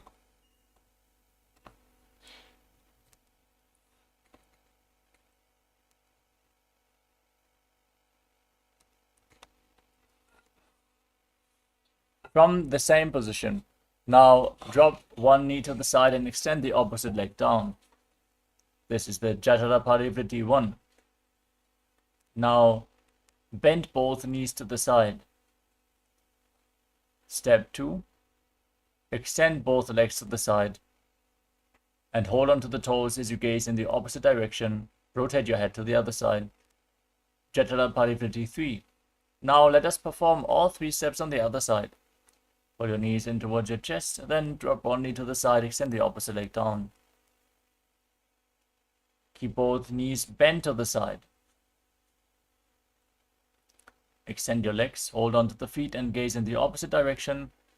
Visualize Swamiji as you repeat Jatara Parivritti on the other side. परिवृत्ति कुक्षे भागे त्रिधा हि परिकीर्तितः. Now place your feet flat on the ground and hold on to your ankles as you keep your knees raised.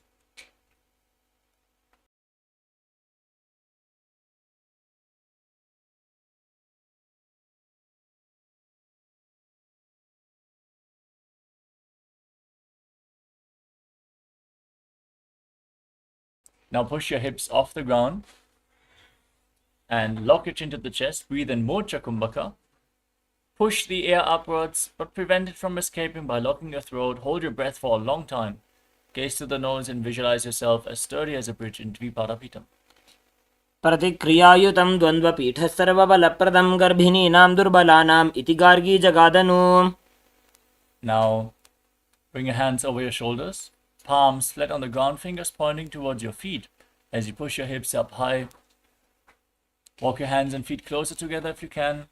And visualize yourself as sturdy as stone furniture as you breathe calmly through your nose in Sahajra Kumbhaka in Paryankasana.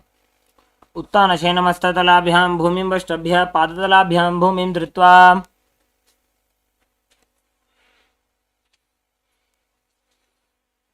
Next up is Shvotanasana. Laying on your back. Pull your knees towards your chest and place your hands on the respective shoulders. Then rotate your hips in a circular motion and visualize yourself as a dog playfully rolling around on its back in Shvotanasana. शरीरं संस्थाप्य जानुनी सम्मील्य नाभौ वाणिज.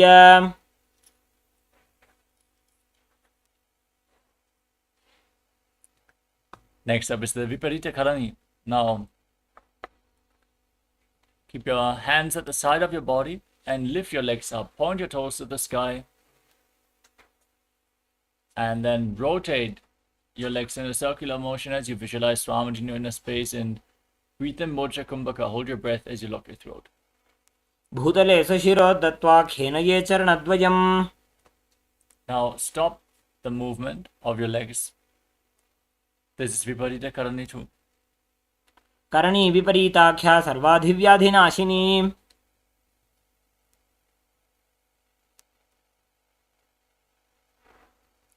Now drop your toes down over top of your head. Touch them to the ground as you interlock your fingers behind your back in Parasha Mudra. Visualize yourself as a plow in Langalasana. नरकासने स्थित्वा नासिकाप्रदेशे भूमौ पादपृष्ठे स्थाप्य.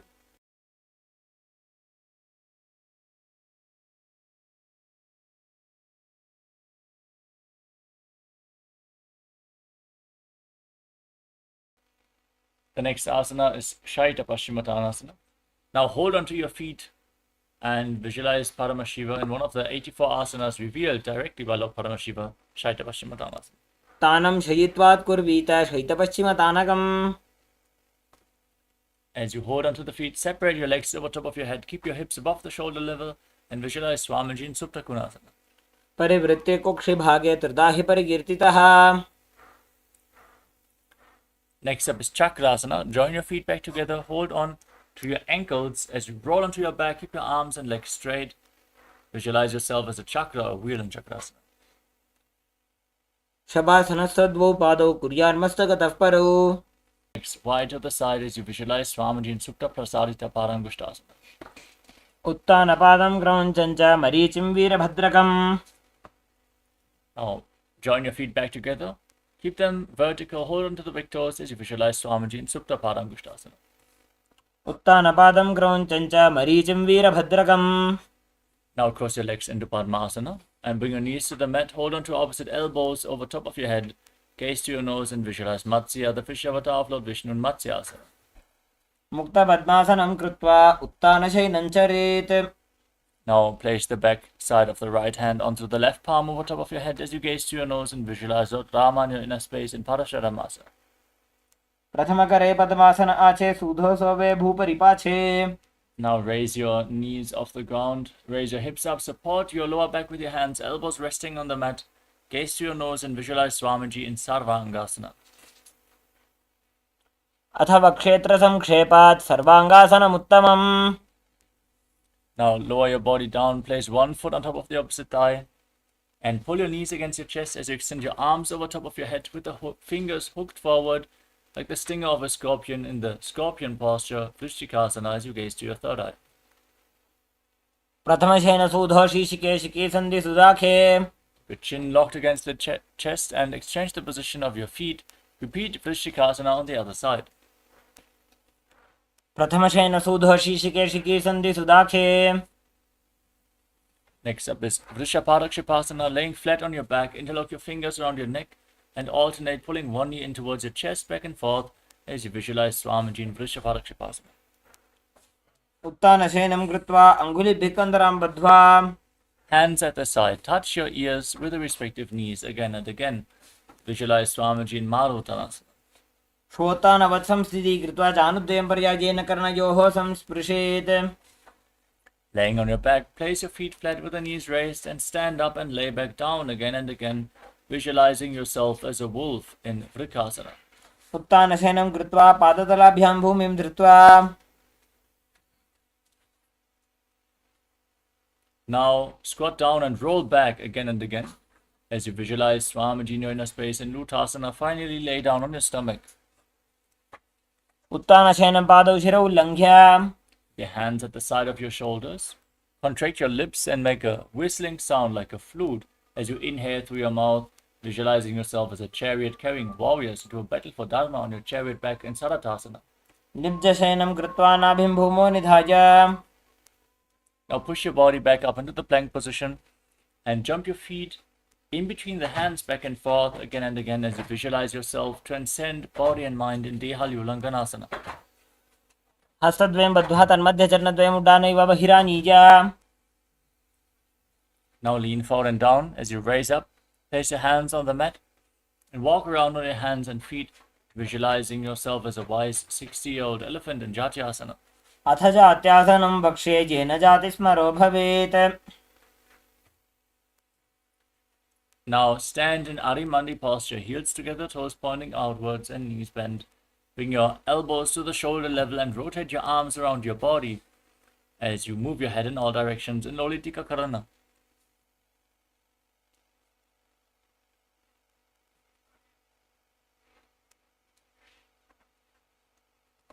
Now, tie your feet with a rope if you have one available, and keep your arms close to your body, your hands on your thighs.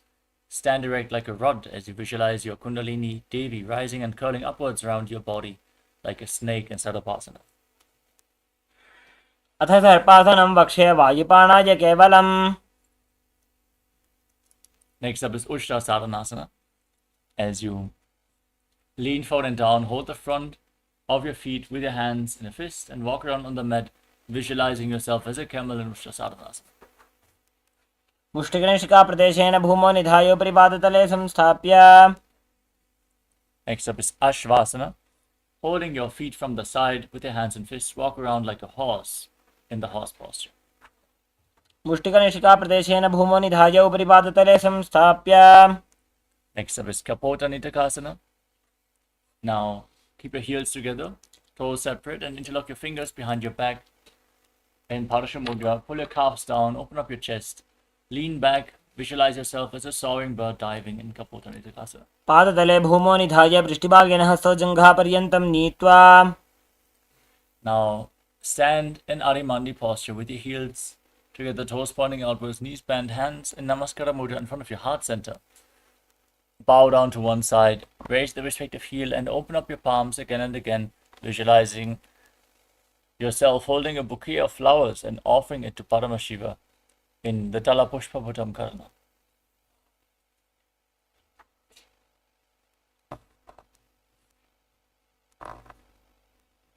Next up is Khadgasana. As you stand on the mat, visualize yourself as a rhinoceros. Then lay down on your stomach and again jump your feet up towards your hand and stand with your hands extended in Namaskara Mudra, resembling the horn of the rhinoceros. आसनं कृत्वा पादतलाभ्यां भूमिं वष्टभ्य. Next up is the Uttanottanam. Now, hold on to weights to intensify this asana and sit down and stand back up again and again as you gaze to the nose and visualize Swamiji in your inner space. पुनः पुनः उत्तातव्यमथितव्यमिति उत्थानोत्थानं भवति. Next up is Musalasana. Now stand and raise your arms up above your head and jump repeatedly as you visualize yourself as a mace. सर्वं स्थित्वा ऊर्ध्वं बाहु नजेत्.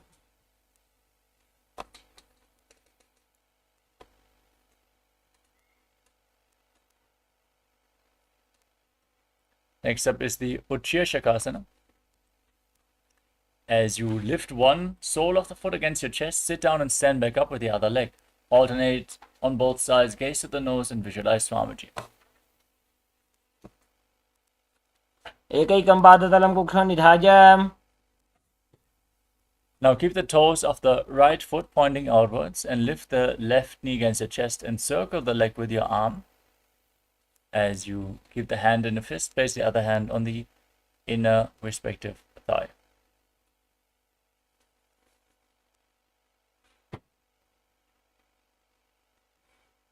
Next up is Tandavasana. As you extend your arms, extend the left leg forward, sit down and stand back up, hold on to weights and visualize yourself fiercely dancing as Lord Shiva. एकेन पादेन स्थातव्यं ताण्डवासनं भवति. Next up is Brahmanasana. Now lift the left foot against the inner right thigh. Keep your hands relaxed at the side as you visualize Lord Brahma blessing you from within.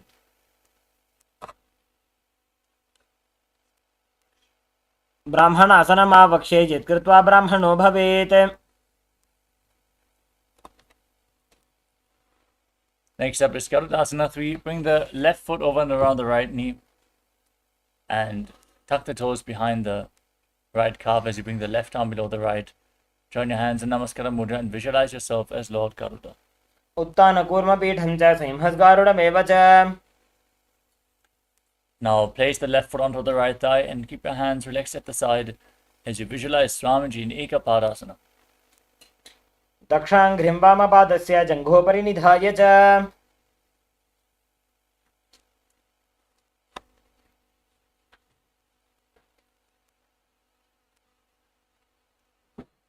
Next up is Dhruvasana, the Posa posture. Hold on to the big toe of the left foot as you extend the left leg out to the side.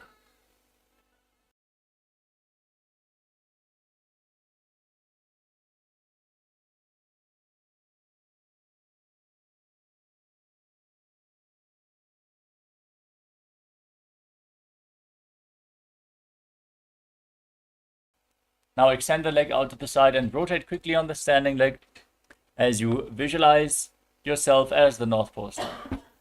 एकेन हस्तेन दण्डरूपस्य एकस्य पादस्य अग्रं धृत्वा. Now lift the left leg behind your neck and stand tall, sit down, stand back up.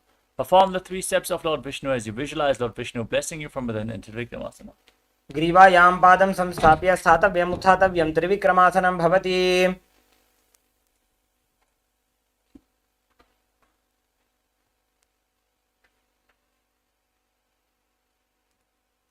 Now repeat Parshvajanukharana on the other side. Keep the toes of the left foot pointing out to the side and lift the right knee against your chest. Pull it close with your hand in a fist, the other hand on the inner thigh. Now extend your arms out in front. Extend the right leg, sit down and stand back up, visualizing yourself dancing as Lord Shiva in Tandavasana. एकेन पादेन स्थातव्यं ताण्डवासनं भवति. Now lift the right leg and bring the right foot against the inner opposite thigh with the hands at the side. Visualize Lord Brahma blessing you from within in Brahmanasana on the other side. ब्राह्मणासनमावक्ष्ये यत्कृत्वा ब्राह्मणो भवेत्. Now bring the right leg over the left knee, tuck the toes behind the calf, and bring the right arm below the left, joining your hands in Namaskara Mudra as you visualize yourself as Lord Garuda in Garudasana 3. उत्तानकूर्मपीठं च सिंहस्गारुडमेव च. Now place the right foot on the left thigh and keep your hands relaxed by the side as you visualize Swamiji in Ekapadasana. दक्षाङ्घ्रिं वामपादस्य जङ्घोपरि निधाय च. Now hold on to the right big toe as you extend the leg out to the side. Rotate quickly on the standing leg. Visualize yourself as the North Pole star in Savasana on the other side. एकेन हस्तेन दण्डरूपस्य एकस्य पादस्य अग्रं धृत्वा. Now repeat Trivikramasana on the other side. Lift the right leg behind your neck and stand tall. Sit down, stand back up, hold on to a solid object for support if needed as you visualize Lord Vishnu blessing you from within. ग्रीवायां पादं संस्थाप्य स्थातव्यम् उत्थातव्यं त्रिविक्रमासनं भवति.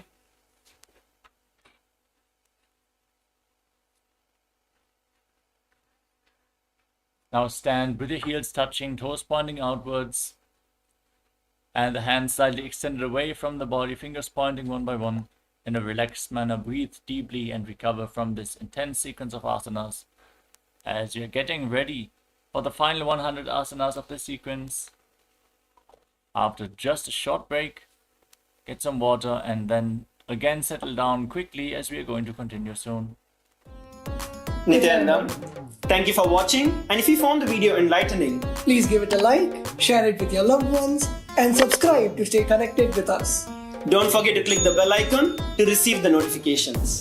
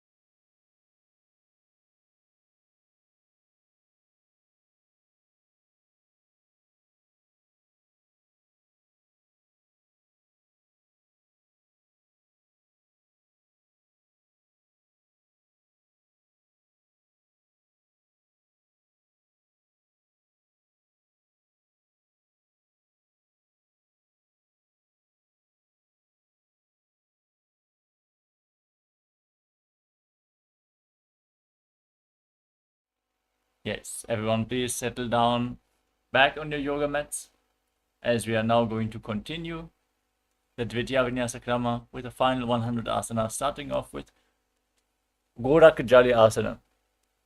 As you squat down, bring your arms from the outside in between the legs and interlock your fingers in front of your navel. Visualize the great sage Goraknath, founder of the Natha Yoga Hindu Sampradaya. Breathe in Jivachala Kumbhaka. Inhale deeply, hold your breath, and then freely move the prana within your body by the force of your will in Gorakanjali Asana. प्रथमहि बोहोये बाहुरी नीचोपु निहोवे. From the squatting position, interlock your fingers around your back as you visualize Swamiji in Kanchasana. ऊरुमध्यात् हस्तौ निवेश्य नितम्बं धृत्वा पादतलाभ्यां भूमिं वष्टभ्य. Next up is Bhairasana. Now bring the heels together close towards your perineum and squat down all the way, gaze towards your navel and interlock your fingers behind as you visualize Bhagavan Kala Bhairava, the Lord of Time in Bhairasana. दो पगा की थलिया की माहिली को और मिलाजी. Now bring your heels together, toes apart, close to your perineum. Join your hands in Anjali Mudra behind your head with the fingers pointing down towards the ground. Gaze towards your nose as you visualize yourself as Varaha, the boar avatar of Lord Vishnu in Varahasana. पाग थली की माहिली को और मिलाजी फना पानी उकड़ मोड़ वैसे. Next up is Prippitasana. Now catch the big toes and Prana Mudra and raise your hips to the same level as your knees as you visualize Swamiji in your inner space in Prippitasana.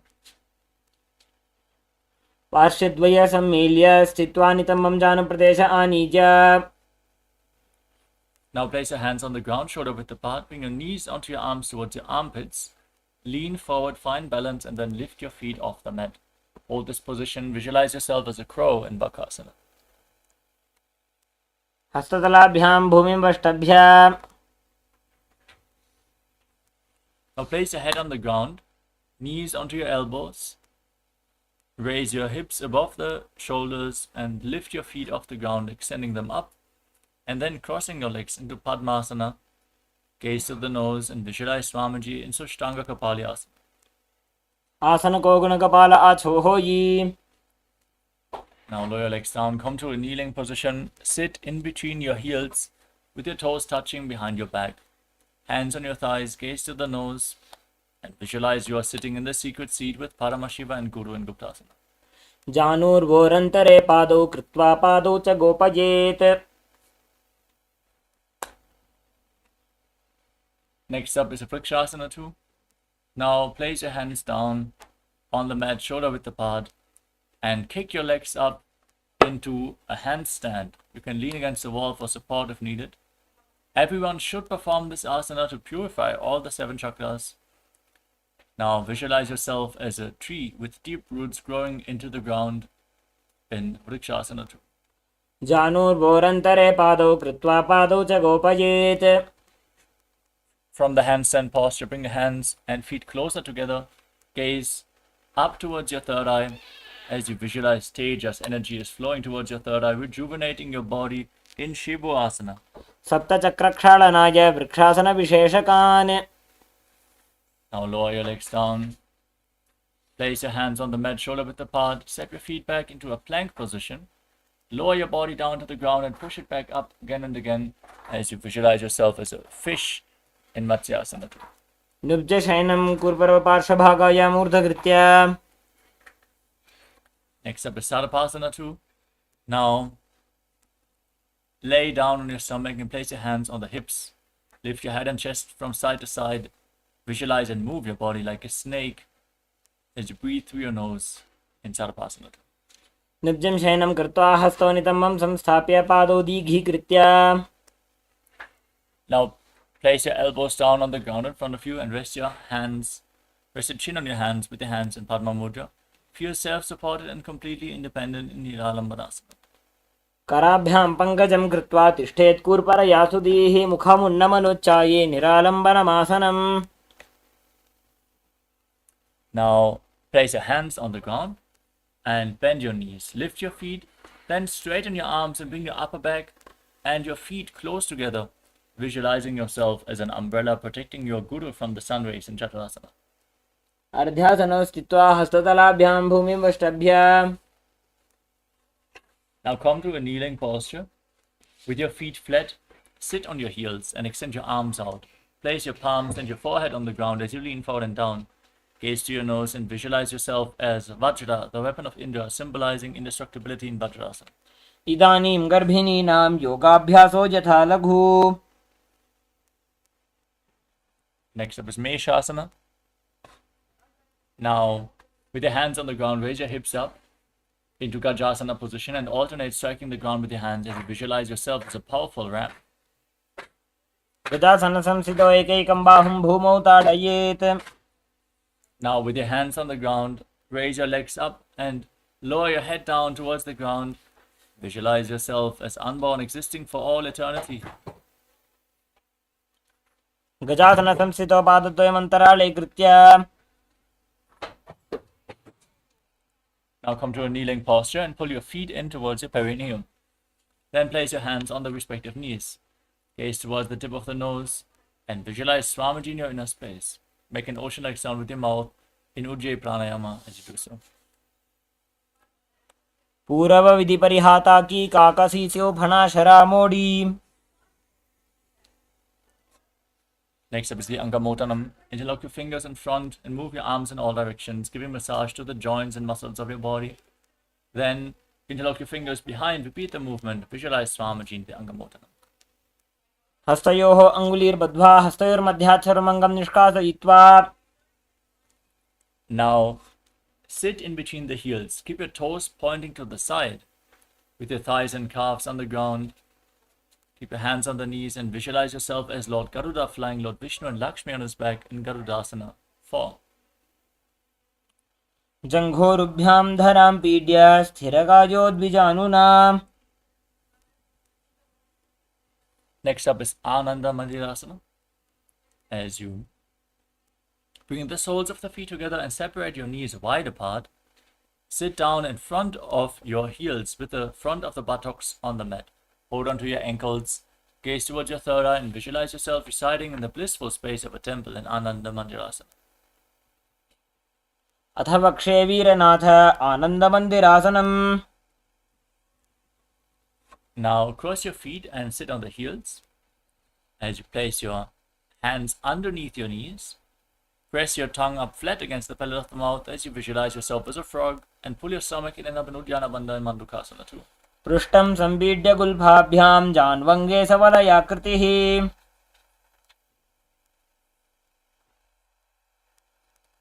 Now tuck your toes and sit on raised heels. Place your palms on the ground in front of you with the thumbs touching. Gaze towards the tip of the nose and stick your tongue out, exhaling forcefully through your mouth again and again, visualizing yourself as Lord Narasimha, the Lion Man avatar of Mahavishnu in Narasimhasana. दोवो फणा पाणी होए वैसे AD Mailer गुदानी वैसे. Next up is Bishrakasana. Now sit on the raised heels with the toes tucked, knees on the ground, and cover your mouth with your hands. Bring the thumbs underneath the teeth. Inhale through the right nostril and exhale through your mouth as per your capacity. Vishraka Pranayama, gaze to the nose and visualize yourself as Devi, victorious over all your fears in Bishrakasana. दोवो पगां की AD Joji गोड़ा फणो बाणपुनि होई. Next up is Makadasana. Now bring the soles of the feet together behind. Sit on the heels and keep the top of the feet flat on the mat. Bring your hands towards your armpits and imitate as if you are a monkey stretching itself as you gaze to your third eye, visualizing yourself as a playful monkey in Makadasana. दोवो पगतले संपुट आने तिनके पृष्ठे भूमि परिठाने. Now tuck the toes, bring the soles of the feet together and separate your knees.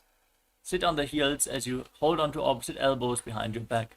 Gaze towards the tip of the nose as you embody diamond-like strength for you and your Sangha, your spiritual community in Vajrasangarasana.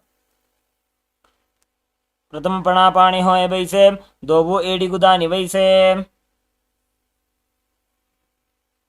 Next up is Kanjanasana. Now, cross your feet and sit on the heels.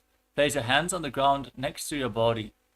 Gaze to the nose, pull your stomach in an Uddiyana Bandha, and visualize perfect health beyond any and all physical or mental ailments in Kanjanasana. खञ्जनासनमावक्षे यत्कृत्वा सुस्थिरो भवेत्.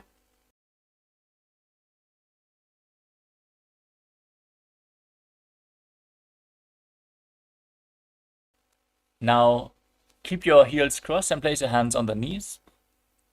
Make your upper back and neck stiff like the shell of a turtle. As you gaze to the tip of the nose, embodying a turtle with a stable body and mind to live for centuries in Kurmasana. गुल्भौ च वृषणस्याधो व्युत्क्रमेण समाहितौ. Next up is Yogasana. Now, maintain your hands on the knees, gaze to the nose. Relax your upper back and neck as you visualize Swamiji in Yogasana.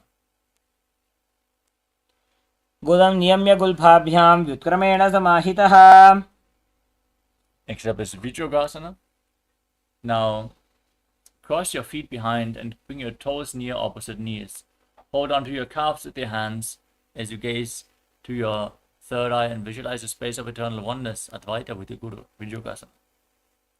गोड़ा वामो उबोहो जी गोड़ा आड़ा राखे दो जी. Now bring the top of your feet flat on the ground and hold onto your heels. Lean back as you push your hips forward and visualize yourself as a camel in Ushtrasana too. मेरुदण्डग्रन्थि दाढ्य संविपादैषु पुमान्. Now lean back and place your elbows and the back of your head on the ground as you gaze to the nose and visualize yourself as a lotus blooming in Jatyasana. दोबु एडी संपुट करे सोले मूलद्वारि तरि धरे.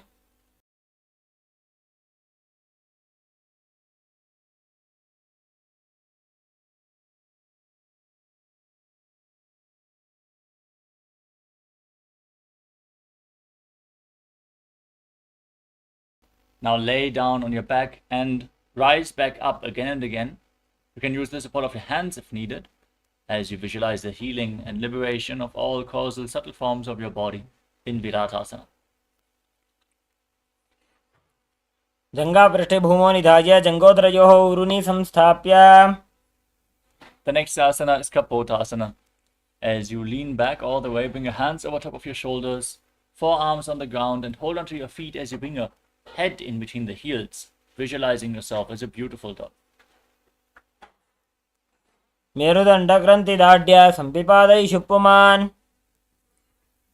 Now rise up, stand on your knees. Keep your toes tucked behind as you hold onto opposite elbows in front of your body. Gaze to the nose. This is the boon fulfilling posture. Receive your boon from Paramashiva and Varasana. जानुनि भूमौ संस्थाप्य हस्ताभ्यां बाहु परस्परं धृत्वा. Next up is Parahasana 2.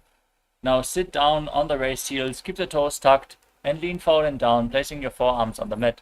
Rest your head on your hands, and visualize yourself as Varaha, the boar avatar of Lord Vishnu. सूर्यं चन्द्रं भेदनानि आसनानि निकथ्यते. Next up is Mundasana, with your forearms on the ground, elbows shoulder width apart, interlock your fingers, place your head on the ground, support it with your hands, and raise your hips up, and raise your legs up straight into a headstand. Gaze to your nose and visualize yourself as a log tree as you calmly breathe through your nose in Mundasana.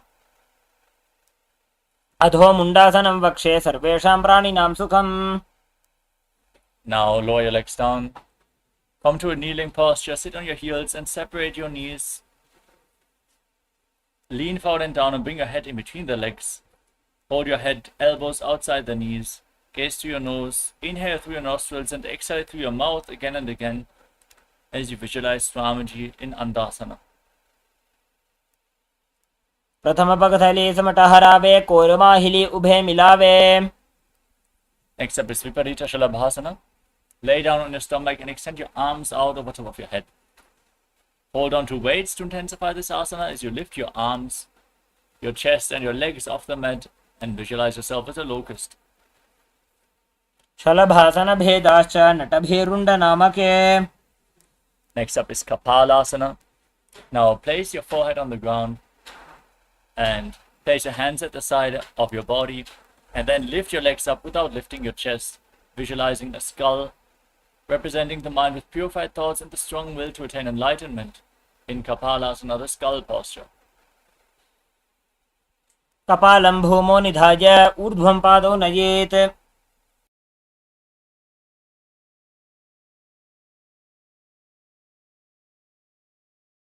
The next asana is Akasha Kapotasana. With your hands at the side, lift your legs up over top of your body and place your feet down on the ground in front of you as you visualize yourself as a free and open dove.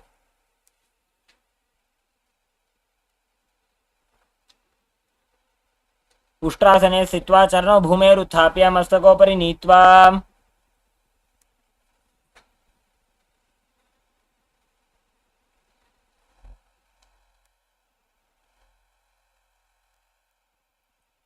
Next up is Chatakasana. From the kneeling posture, lean forward and down, place your forearms on the ground, rest your navel on the knees, and visualize yourself as a sparrow. पूर्परपर्यन्तौ हस्तौ धरामवष्टभ्य जानुनीनाभौ सङ्कुञ्च्य। Now with your forearms on the ground, raise your hips up, lift your legs up, and bend your knees. Try to touch the back of your head with your feet as you visualize yourself as a scorpion in Vrishchikasana. विच्छेव पुच्छप्रतिमाङ्घ्रिपार्श्वे धृत्वा स्वशीर्षे चिबुकं विधार्यको। Come to a kneeling position as you sit down on the right heel. Bring the left toes outside of the foot, outside of the hip. Hands on the ground in front of your body. Gaze forward in Vaishnavi Mudra without focusing on the external objects. And visualize yourself as a bull as you forcefully inhale through your nose. Hold your breath and then exhale again through the nose in Antaranga Kumbhaka and Prashasana. याम्यगुल्फे पादमूले वामभागे पदेतरम्। Now lift your body off the ground. Cross the toes of the left foot over the right as you balance on your arms. And visualize Swamiji Lolasana. लोलासनं सदा कुर्यात् वायुलोलापघातनात्। Next up is Vrishasana on the other side. Sit on the left heel. Keep the right foot outside the hip. Hands on the knees. And visualize yourself as a bull. याम्यगुल्फे पादमूले वामभागे पदेतरम्। Next up is Balagunasana. Now tuck the toes of the left foot and sit on the heel as you place the right foot flat, hands on the knees, the right knee to the chest. Visualize Balagunahai, one of the 84 siddhas in your inner space in Balagunasana. आसन को गुण जल विकार जायी। Next up is Grahasana. Now squat down and bring your hands in between the legs. Hold onto your ankles from the outside as you visualize yourself as the entire planet. पादतले भूमौ संस्थाप्य जानुमध्ये कूर्परौ स्थाप्य। Now repeat Balagunasana. Sit on the right heel and keep the left foot flat as you visualize Balagunahai, one of the 84 siddhas in your inner space. आसन को गुण जल विकार जायी। Next up is Utkatasana. Now step both feet in and sit on the raised heels. Keep your knees together, hands on top of the knees, holding onto weights if you have them available as you visualize Swamiji in your inner space. जुजास्पिजोस्ति यद ऊर्वजानु यत्रासने पादतलद्वयोपरि। Now bring the soles of the feet together and separate your knees. Hold on to opposite elbows behind your back as you visualize Swamiji in Vajrasangarasana too. प्रथम पणापाणि होए जैसे दो एड़ी गुदानि वैसे। Next up is Anilasana. Now place your palms on the ground and step your heels onto the back of your hands. Keep your arms straight, gaze to the nose as you visualize you are able to live off of air alone in Anilasana. दो हाथ भूमि पर ठाने कहुनी जाड़ी नाभि लग आने। Next up is Padukasana. Place the back side of your hands on the ground and step your feet onto your palms. Wrap your hands around the feet like shoes and walk around on the mat visualizing that you're wearing padukas, walking across India. Padukasana. हस्ततलयोः पादतले कृत्वा तिष्ठेत् गच्छेत् पादुकासनं भवति। Now place your hands on the ground and kick your legs up and let them fall back down again and again as you visualize yourself as a rooster in Kukuchodanasana. हस्ततले भूमौ कृत्वा पादतले च ऊर्ध्वमुड्डानं कृत्वा Your hands on the ground, raise your legs up over top of your body and then move your legs around, dancing on two hands as you feel yourself become free of all inhibitions in Viparita and Nrityasana. हस्ततलाभ्यां भूमिं वष्टभ्य Now stand with your feet separate and place one hand on the ground, the other hand by the ear as you visualize Swamiji in Kunjarasana. अथ पक्षे Mahadev कुञ्जरासनमुत्तमम्. Now exchange the position of your hands, place the other hand on the ground, lift the other hand to the ear, visualize Swamiji in Kunjarasana. अथ पक्षे Mahadev कुञ्जरासनमुत्तमम्. Next up is Kadambasana. Now squat down, keep your heels together close to the perineum. Lift your toes off the ground and balance on your heels as you hold onto your ankles. Visualize yourself as a Kadamba tree, a pious tree that promotes a long life in Kadambasana. पार्श्वेभ्यां भूमिं वष्टभ्य हस्तद्वयेन गुल्फौ धृत्वा. Next up is Pavana Muktasana. Place your feet flat on the ground and pull your knees towards your chest with your hands as you visualize any excess vata being released from or balanced within your system in Pavana Muktasana. द्वयोस्तु पादयोः पाणिं लात्वा स्वस्वनितम्बके.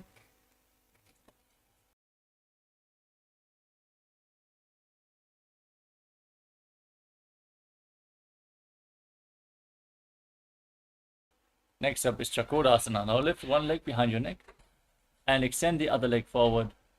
Keep your hands at the side. Lift your entire body off the ground. Gaze up towards your third eye and visualize yourself as a powerful source of energy in Chakodasana. पूर्वतानं चतुष्पादपीठं वज्रासनं तथा. Now hold onto the big toes in Prana Mudra. Pull the right foot towards your ears. If you're pulling a bowstring, visualize your body as a bow in Dhanurasana too. पादाङ्गुष्ठौ तु पाणिभ्यां गृहीत्वा श्रवणावधि. Now bring the right leg over top of your respective shoulder.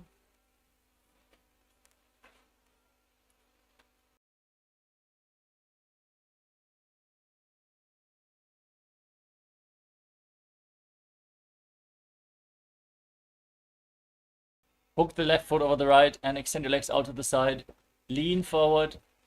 Lift your body off the ground and balance as you visualize yourself as a flying crane. वासिष्ठमथ कौण्डिन्यम् ऊर्ध्वकुक्कुटमेव च. Now keep the right foot flat and place the left foot on top of the right thigh. Bring your right shoulder underneath the raised knee. Push the knee to the ground as you gaze to your third eye.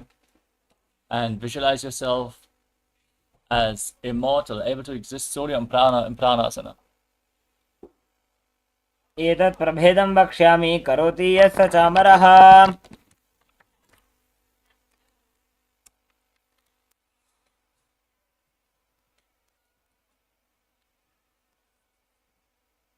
Now bring the left foot outside the right hip and step the right foot over the left knee. Twist your left elbow around the raised knee, bring the hand below and interlock your fingers behind your back. Gaze up towards your third eye as you visualize Sejmatsenanata in Parshvamatsenadasana. पार्श्वाभ्यां धृत्यते यास्तु पार्श्वमत्स्येन्द्रमुत्तमम्. Now repeat Chakodasana on the other side. This time lift the left foot behind your neck, hands at the side, and lift your entire body off the ground. Gaze to your third eye, visualizing yourself as a powerful source of energy. पूर्वतानं चतुष्पादपीठं वज्रासनं तथा. Now pull the left foot towards your ear as you're holding onto the big toes in Prana Mudra, visualizing yourself as a bow in Dhanurasana too on the other side. पादाङ्गुष्ठौ तु पाणिभ्यां गृहीत्वा श्रवणावधि. Now lift your left leg over the shoulder and the right foot on top of the left. Extend your legs out to the side, balance on your arms as you visualize yourself as a flying crane in Ashtavakrasana. वासिष्ठमथ कौण्डिन्यम् ऊर्ध्वकुक्कुटमेव च. Next up is Pranasana. Now place the left leg the left foot flat and the right foot on top of the left thigh. Bring the left shoulder underneath the raised knee and push the right knee to the ground. Gaze up and visualize you are immortal, able to exist solely on prana. एतत् प्रभेदं वक्ष्यामि करोति यः स चामरः. Now bring the right foot outside of the left hip. Place the left foot over top of the right knee. Twist your right elbow around the raised knee, hand below. Hold on to opposite. Hands behind your back as you twist your spine. And gaze to your third eye, visualizing Sage Matsinaratan Parashamatsindasana. एतत् प्रभेदं वक्ष्यामि करोति यः स चामरः. Now keep the right heel against the perineum and the left leg extended forward. Lean forward and down. Hold onto the front foot.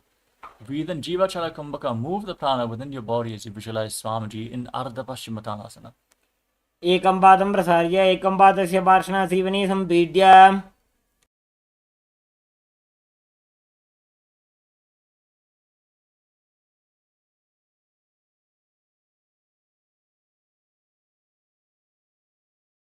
The next asana is Kraunchasana. Bring the right foot outside the hip and hold on to the left big toe, to the left foot as you lift it up in front of your face.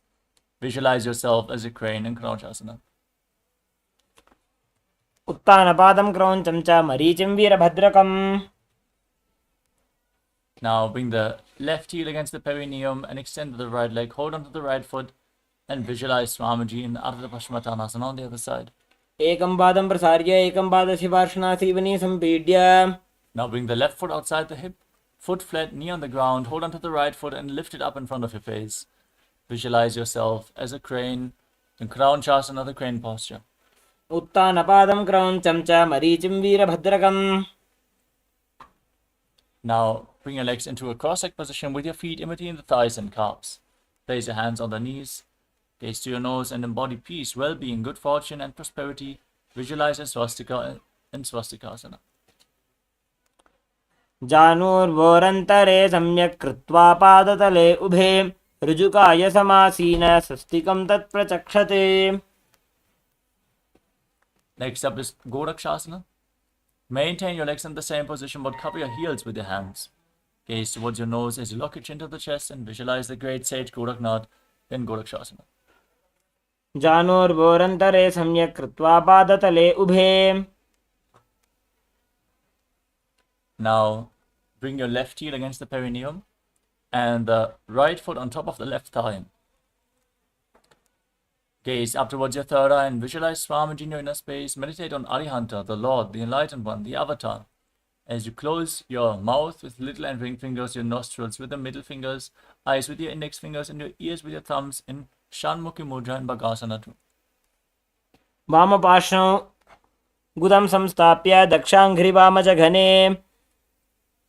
Now, place both your feet on top of opposite knees. Place your hands on the ground next to your body with the palms facing up. Keep your mouth in the shape of the beak of a crow and inhale through your mouth and exhale through your nose in Kakachantra Kumbhaka as you gaze to your nose and visualize Swamiji in Yogasana 2.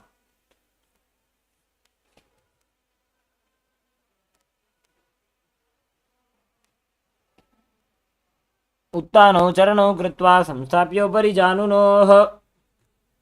Now place your palms on the ground next to your body. Lift your entire body off the ground and balance on your arms as you visualize yourself as a rooster in Urdhva Kukkutasana. वासिष्ठमथ कौण्डिन्यम् ऊर्ध्वकुक्कुटमेव च.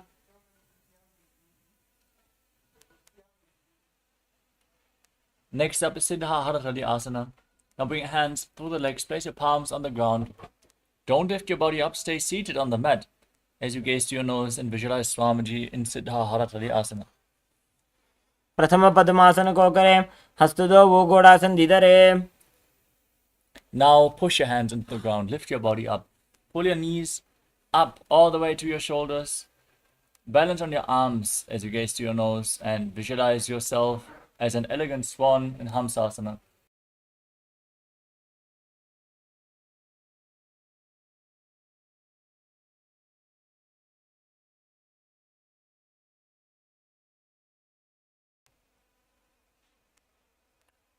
कुक्कुटासन स्थित्वा स्कन्दपर्यन्तं ऊरुनि नीत्वा. Now push your hands through the legs and lean forward and down. Interlock your fingers behind as you visualize yourself as Pinaka, Lord Shiva's bow in Karmakasana.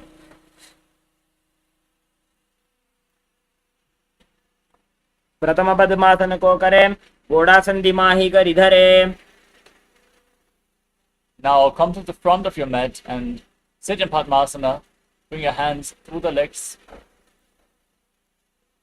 Hold on to the shoulders as you visualize yourself as a turtle with a stable body and mind to live for centuries in Kurmasana 2. प्रथम पद्मासन को करें, गोड़ासन दिमाही कर इधर है. Now from the same position, tuck your chin to the chest, gaze to the nose, and rejoice knowing you're sitting in Shiva's secret north posture, Granthi Bedasana. अथ वक्ष्ये नीलकण्ठ ग्रन्थिभेदासनं शुभम्. Next up is Uttana Kurmasana. From the same posture, now roll onto your back. Hold onto your shoulders. Gaze to your nose as you visualize a turtle laying on its back. Kukkutasana बन्धस्थं कराभ्यां धृतकन्धरं पीठं कूर्मवदुत्तानमेतदुत्तान कूर्मकम्. Now kick your body back up. Sit in Padmasana. Bring your hands through the legs and place your palms on the ground. Hold the wrist of one hand as you lift your body up on one arm. Visualize yourself as a rooster. Keep breathing in Kakachantra Kumbhaka, internally chanting Om Nityananda Paramashivoham in Pangu Kukkutasana. Kukkutasana स्थित्वा एकेन हस्तेन अन्यस्य मणिबन्धं धृत्वा. Now place the palm of the other hand down on the ground, hold its wrist, and lift your body off the mat, visualizing yourself as a rooster in Pangu Kukkutasana on the other side. Kukkutasana स्थित्वा एकेन हस्तेन अन्यस्य मणिबन्धं धृत्वा.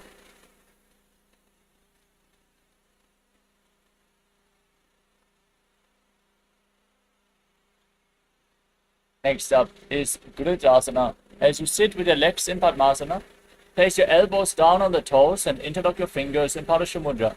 Rest your chin on your hands and press your thumbs against your throat, visualizing you have gone beyond all greed and covetous in Gridasana. जानुर्भोरन्तरे पादौ उत्तानौ व्यक्तसंस्थितौ उल्भौ छाछाद्य हस्ताभ्याम् उत्तानाभ्यां प्रयत्नतः.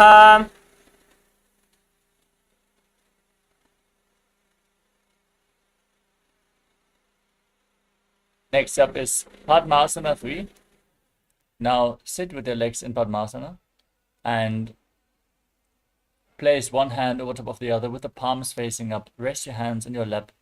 Gaze to your nose, perform Mahamudra Bandha, and visualize Swamiji in your inner space.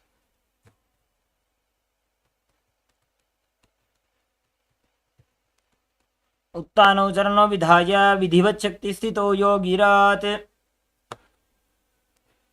Now place your hands on the respective knees and gaze to your nose. Visualize Paramashiva in your inner space in Padmasana form. एतत् पद्मासनं कुर्यात् प्राणवायु प्रसिद्धये शुभासनं सदा ध्यायेत् पूरयित्वा पुनः पुनः.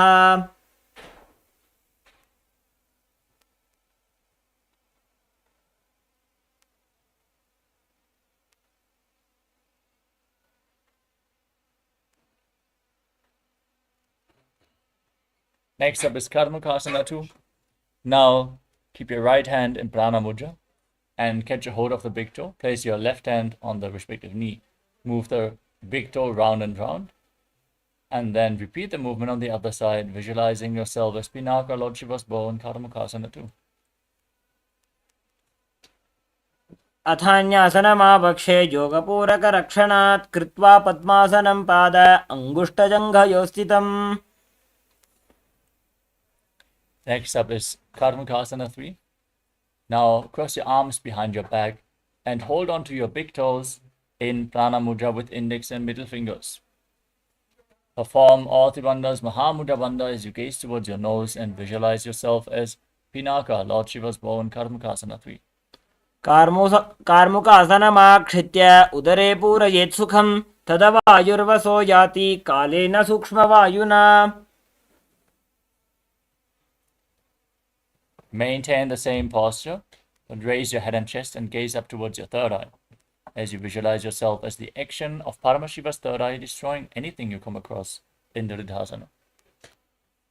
ऊरुभ्यामुपरि स्थाप्य पादयुग्मं प्रयत्ततः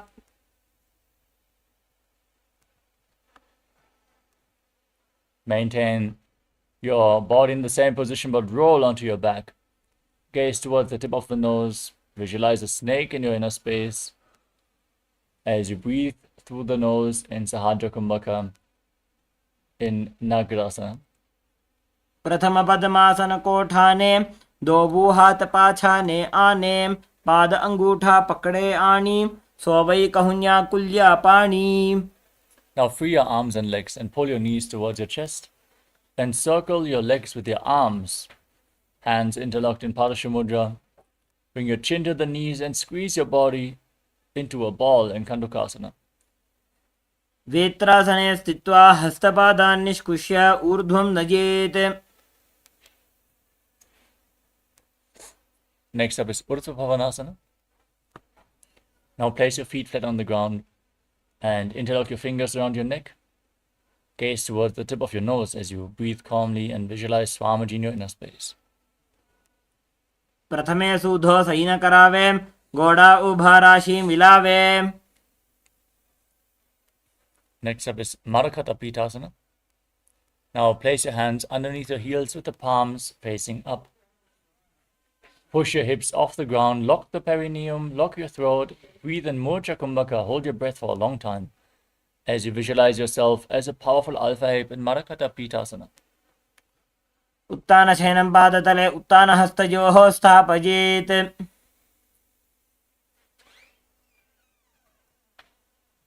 Now bring your hands towards your lower back and extend your legs. Rest your body weight on your elbows as you gaze to the tip of the nose and visualize Swamiji in Uttana Shikhipitaka. जङ्घोरुबलहीनश्चेत् उत्तानशिखिपीठकम्. Now raise your legs up, point the toes to the sky, and then place your hands at the side of the body for balance. Visualize yourself blissfully traversing through Narakaloka unscathed in Narakasana. ग्रीवाकण्ठेन भूमिं विष्टम्भ पादाग्रद्वयमूर्धमुत्रजेत्. Now bring your hands towards your lower back for support and straighten your body. Lower your legs down, engage your core, and visualize yourself as a boat crossing the ocean of samsara into your naukasana. नौकावत् स्थित्वा ऊर्ध्वं पादाग्रद्वयं नजेत्. Now place your arms back down on the ground. Be straight and stable like a flagpole as you visualize yourself as the Kailasa flag respected across all nations in Dvajasana.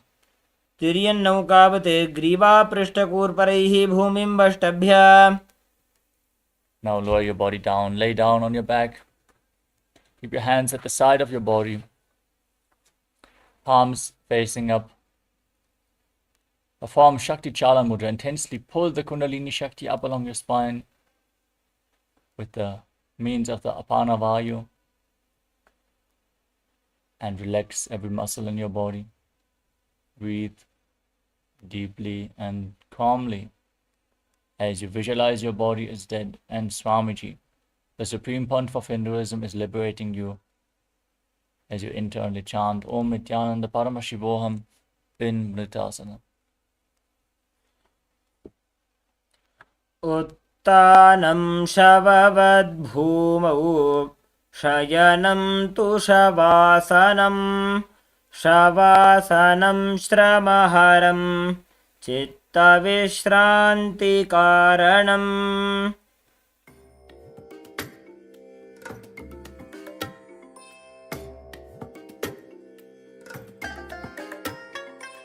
I bless you all. Let you all open all your three eyes and manifest the powers of Mahasudashiva. Om Nityananda Paramashivoham. Om Nityananda Paramashivoham. Om Nityananda Paramashivoham. Om Nityananda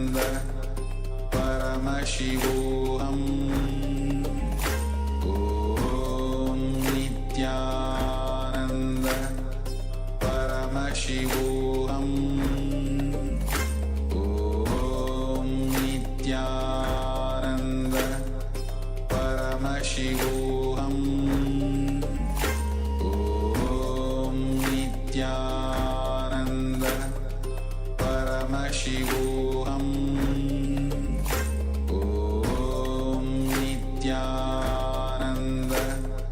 Paramashivoham Om Nityananda Paramashivoham Om Nityananda Paramashivoham Om Nityananda Paramashivoham Om Nityananda Paramashivoham Om Nityananda Paramashivoham Om Nityananda Paramashivoham Om Nityananda Paramashivoham Om Nityananda. Now, slowly return to your physical body. Start to wiggle your fingers and toes. Rotate your wrists and ankles. Move around your elbows and knees. Raise your knees up towards your chest and circle them with your arms and rock your body from side to side. Slowly returning to a comfortable seated position. Congratulations, you completed the Dvitiya Vinyasa Krama 308 asana sequence of Kailasas Nityananda Yoga. Let us now get ready for the power manifestation session, which is next. Have your blindfolds ready. We are going to manifest the power of blindfold breathing. After this intense yoga session, let us immediately manifest the Shaktis of Paramashiva, both the experience into our very nervous system. With this, we thank all the participants for joining us today, and we're looking forward to having you all join again tomorrow. If you have any questions or doubts about this yoga sequence, any of the components, any asanas, please let us know in the chat so we can clarify all the doubts and attend to you. Thank you all. Let us now conclude this session with the Purna Mantra. ॐ पूर्णमदः पूर्णमिदं पूर्णात् पूर्णमुदच्यते पूर्णस्य पूर्णमादाय पूर्णमेवावशिष्यते ॐ शान्तिः शान्तिः शान्तिः हरिः ॐ तत्सत् सर्वं भगवत् श्री नित्यानन्द परमशिवपादुकार्पणमस्तु ॐ नित्यानन्दम्. Thank you all. Nityanandam.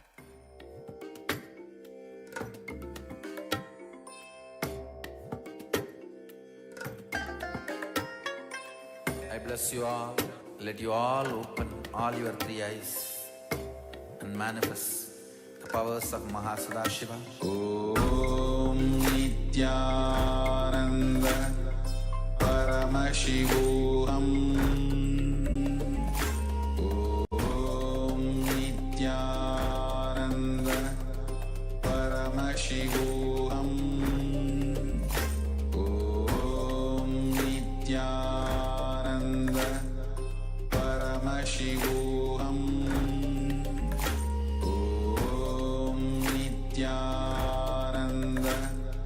Paramashivoham Om Nityananda Paramashivoham Om Nityananda Paramashivoham Om Nityananda Paramashivoham Om Nityananda Paramashivoham Om Nityananda Paramashivoham Om Nityananda Paramashivoham Om Nityananda Paramashivoham Om Nityananda Paramashivoham Om Nityananda Paramashivoham Om Nityananda Paramashivoham Om Nityananda Paramashivoham Om Nityananda Paramashivoham Om Nityananda Paramashivoham Om Nityananda Paramashivoham Om Nityananda Paramashivoham Om Nityananda Paramashivoham Om Nityananda Paramashivoham Om Nityananda Paramashivoham Om Nityananda Paramashivoham Om Nityananda Paramashivoham Om Nityananda Paramashivoham Om Nityananda Paramashivoham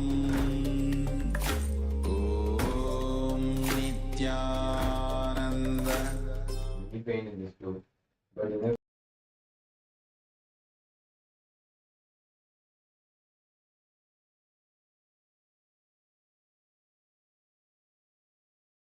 Nityanandam and welcome. We welcome all the Paramashivoham Level 2 participants to the program once again. Now that you have all completed the intense 308 asana sequence, the Dvitiya Vinyasa Krama, let us now move into the power manifestation. Hope you all had a beautiful session where you were able to perform the 308 asanas comfortably. But this is just a glimpse of the entire program, as tomorrow the actual program of the Paramashivoham Level 2 is going to be beginning. So all the participants and all of you out there who have completed the Paramashivoham Level 1, please join us for the Paramashivoham Level 2. And if you have completed the Paramashivoham Level 2, make sure you join the Paramashivoham Level 3, because it's only there that you're going to have the next sequence of breakthroughs to experience the ultimate space of Paramashivoham. And if you're not done the programs itself, make sure you head to events.ecitizen.info, or you can visit ecitizen.info/psm. Either one of these links, you can join the Paramashivoham through these links if you're watching us on YouTube. So let us now move into the power manifestation session. After performing the yoga, the best thing that we can do is manifest the powers. It's because when we manifest the powers from that high space, now that we have been awakened and activated by the yoga, the intense sequence of asanas, pranayamas, and the other 12 components that all of you would have been doing during the Dvitiya Vinyasa Krama, all of them together intensely activates and awakens your kundalini. So manifesting the powers is the best way you can actually see physically and externally something happening. So let us now move into the power manifestation by chanting the Shastra Pramana. The Shastra Pramana is the scriptural reference, the direct words of Paramashiva himself, where he explains the science of how to manifest these powers, what is the right visualization, what is the technique you have to use to experience these powers. All of that is given in detail by Paramashiva in the various scriptures like the Agamas, the Tantras, and the Vedas.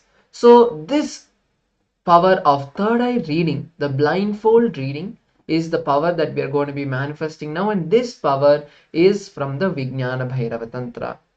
The Vijnana Bhairava Tantra is one of the most powerful scriptures because it has 112 different power manifestation techniques and powerful cognition techniques that we can use to immensely enhance and experience the space of Paramashivoham. So in the Vijnana Bhairava Tantra, the Sutra 34 is where Paramashiva reveals the science of the third eye reading. So now we'll be chanting the Shastra Pramana for you and then moving into the power manifestation. Let us now listen to the Shastra Pramana. Please sit straight and listen to the Shastra Pramana, which are the direct revelations by Paramashiva himself. Kapalantarmanonyasya tishtannmilitalochanaha kramena manasodadyat lakshaye lakshyamuttamam. The translation for this beautiful verse goes as, by fixing the mind on the inner space within the crown center and sitting stably, without any movement, having the eyes closed in succession. By that stability of the mind and inner space through the power of the third eye, one directly receives the power to see beyond the sight. The ultimate lakshyam is revealed, and one sees beyond the sight, having the vision to any object or place, attaining the space of oneness with the source, Paramashiva. With this, let us now move into the power manifestation. So, please pick up your eye bands, all the participants on the Zoom and on the YouTube. Please take your eye bands, close your eyes. Let us get ready to manifest the power of the third eye reading now.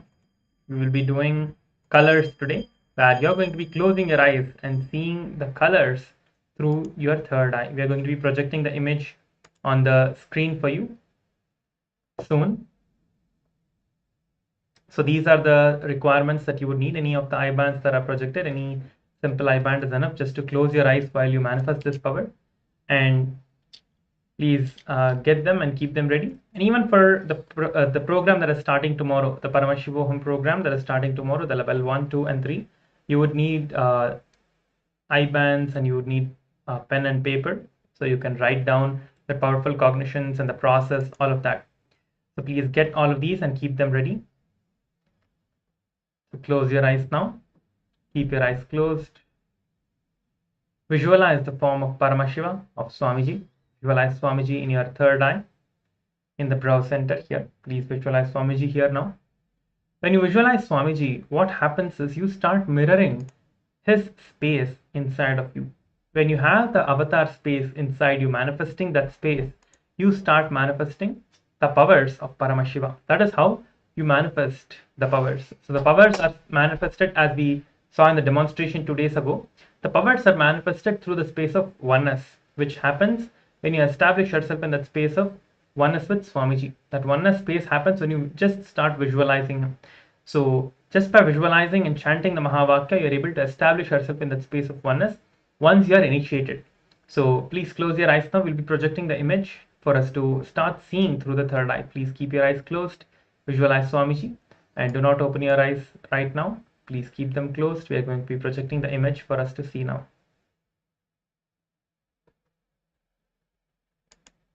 The image is being projected. Please scan through the third eye for the next few minutes.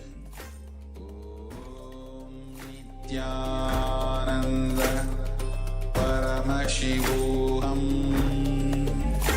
Om Nityananda Paramashivoham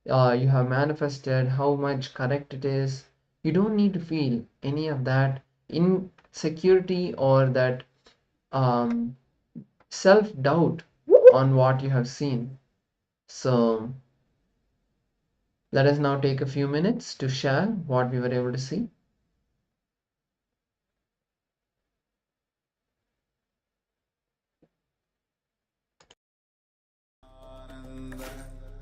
Paramashivoham Om Nityananda Paramashivoham Om Nityananda Paramashivoham. Yes, let us now verify the manifestation. So we have the color green, which was projected for all of you to see. So if this was the color you were able to see, or if you were able to see anything in green color, like a tree or like a leaf or anything green color that is beautiful, you have started manifesting the powers of Paramashiva. We have all been initiated by Swamiji in the last day, yesterday, last 2 days, and yesterday. Importantly, we have all been initiated into this power of being able to see with the eyes closed and with all the powers.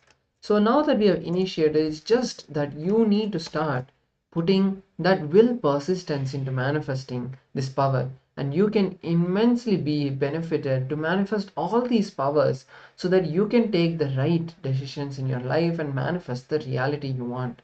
But to do that, it needs that will persistence, and you can get that will persistence by joining the Paramashivoham program, which is starting tomorrow. So make sure that you sign up and join us tomorrow for the program. And with this, let us now move to the next round of the manifestation. So please close your eyes. With the eye bands, please tie your eyes again. Keep your eyes closed. Visualize Swamiji in your third eye. Intensely chant the Mahavakya. Keep your eyes closed. We'll be projecting the next image for you now. The image is projected on the screen. Please keep your eyes closed. Visualize Swamiji, chant the Mahavakya, and continue to manifest the power for the next few minutes. Paramashivoham Om Nityananda Paramashivoham Om Nityananda Paramashivoham Om Nityananda Paramashivoham Om Nityananda Paramashivoham Om Nityananda Paramashivoham Om Nityananda Paramashivoham Om Nityananda Paramashivoham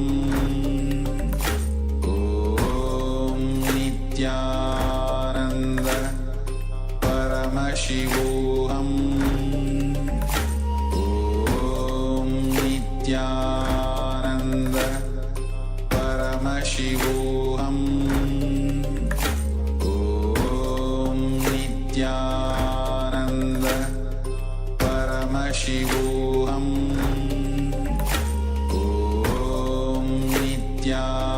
Om Nityananda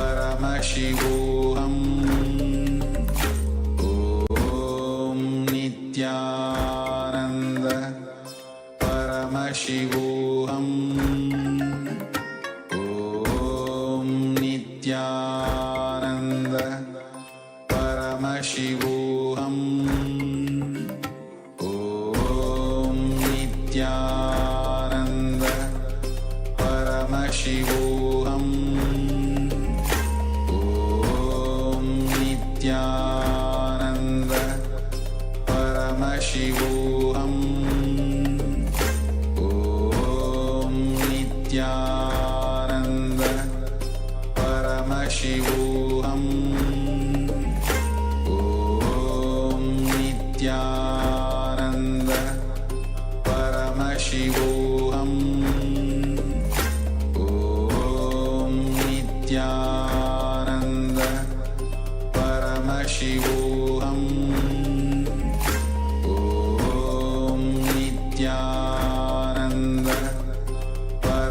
Paramashivoham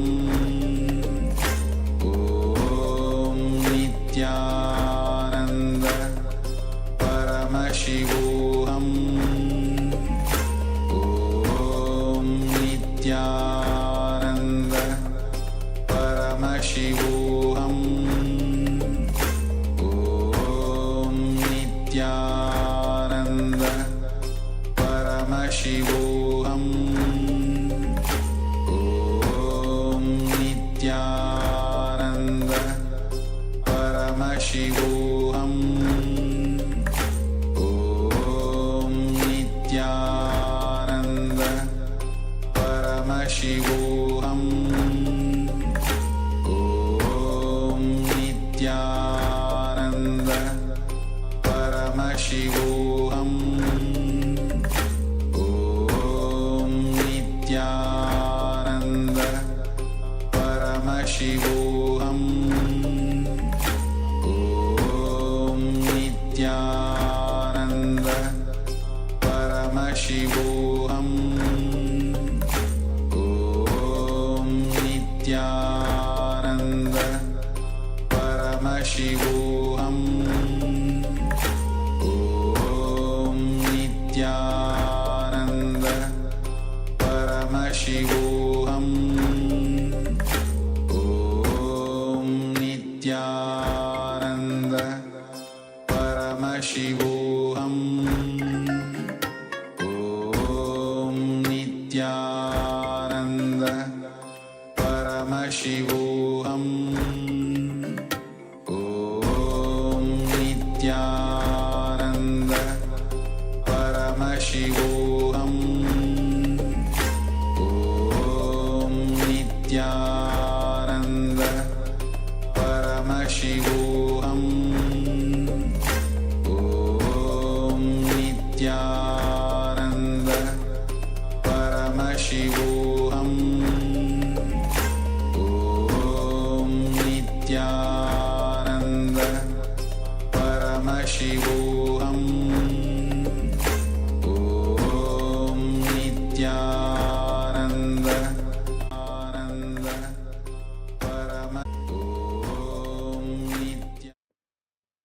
Sorry for the technical glitch. Let's continue with the session now. We stopped where we were listening to a small story which explains the power of words. So once there was a Nityananda Paramashivoham Om Nityananda Paramashi. Yes, we would like to complete for the technical glitch. I hope all the participants are able to hear and see me. So let us now continue with the small story that we were listening to.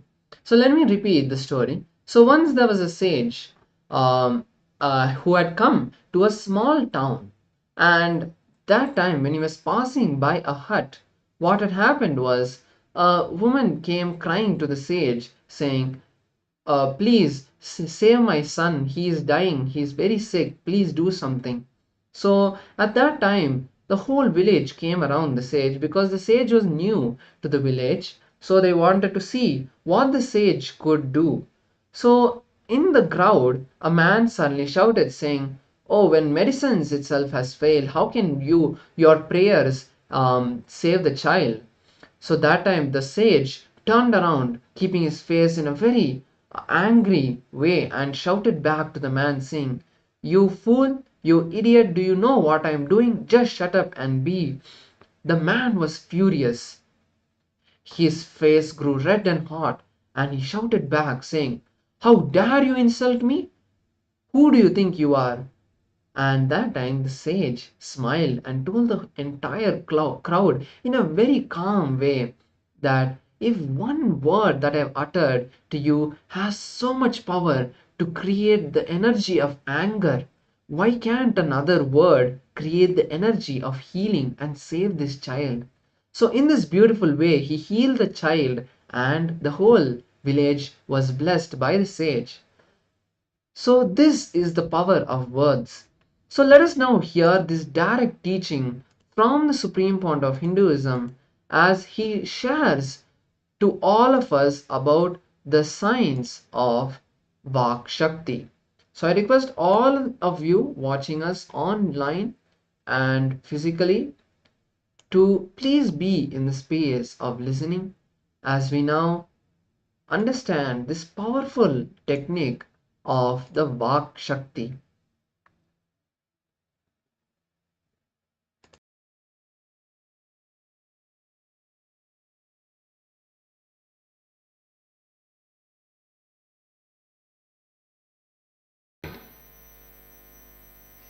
Just like your lungs, heart, kidney, liver, intestine, eyes, ears, you have an organ at the intersection of body and mind. Where between the heart and the throat, in that region, the intersection happens, but it happens in a, these organs are made out of flesh,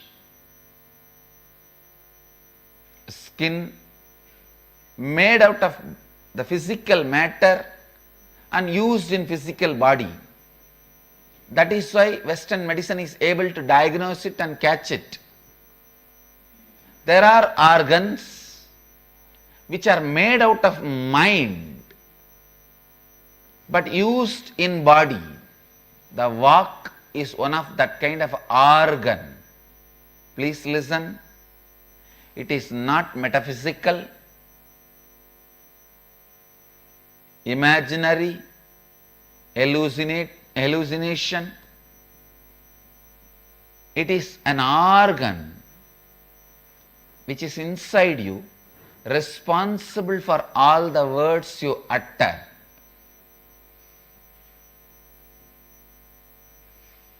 Every non-integrated word you utter, that organ gets polluted. It is literally like every cigarette you take. How the every cigarette pollutes your lungs. Every non-integrated word you utter pollutes your Vak. Good news is, because it can be polluted easily, it can be cleaned easily. One lie, the Vak will get polluted, will be loaded. Just if you complete it, immediately it will be healed. It will be free. Even one lie, one word which is non-integrated. For example, if you tell, now time is 8 o'clock, that's all, it will be polluted because it is not 8 o'clock. And same way, cleaning it also is not a big job. Oh, I withdraw this word which I uttered, time is 8 o'clock, I complete with this, with it. Now time is not 8 o'clock, is enough. Because the word corrupts the Vak, the word can purify the Vak. Understand? The diseases which are created in your body because of wrong breathing can be completely healed by the right breathing. The disease created in your body due to wrong way of handling the body, means the wrong way of sitting, wrong way of lying down,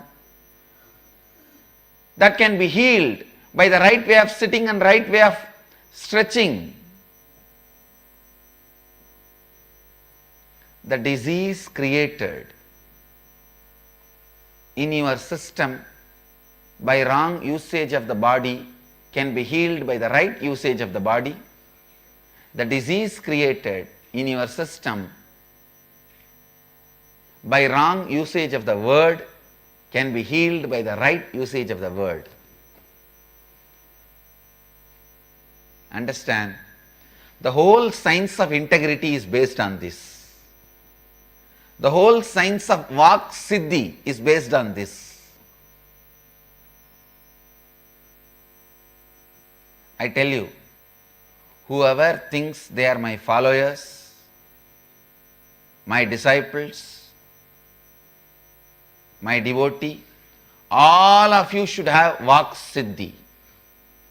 That is the gratitude you show for me. And it's not difficult. That is the good news you have. It is not difficult. That is the good news you have.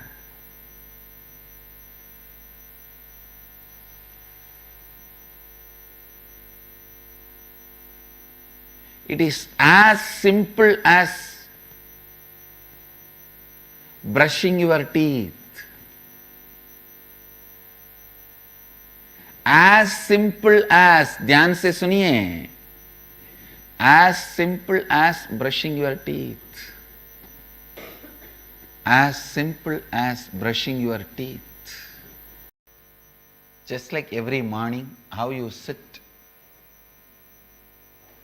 brush your teeth, clean your body,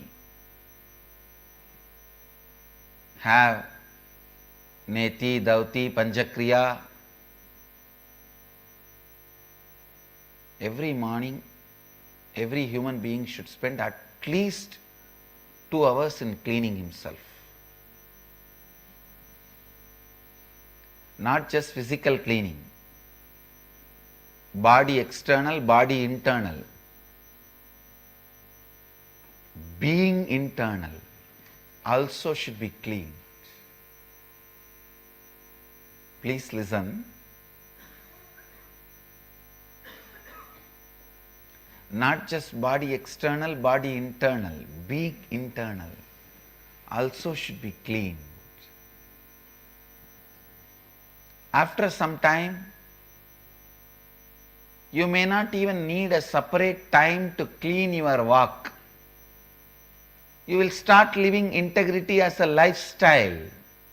I tell you, once you master the pranayama, your breathing style itself will become pranayama. Your body language will become yoga. When your body language becomes yoga, how many hours you sit, you will not have back pain. Your body knows how to align itself. Same way, only first few days you need the integrity training. The Vak Suddhi, Vak Suddhi, Vak Suddhi. Vak is the organ which is there at the cross section of body and mind. It is polluted, weakened by the wrong non-integrity words. It is purified by completion. Understand? How much ever you have corrupted your work, it can be cleaned, it can be completed now. Because how much ever pollution you dump on Ganga, it can be purified now, the moment more water comes.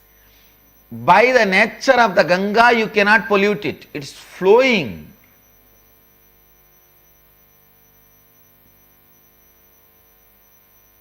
You should stop continuous pollution. That is where the problem is. Understand? If we decide to stop, today we will stop all pollution. Tomorrow Ganga is completely clean. Because one day water is enough to clean the whole Ganga. All the pollution.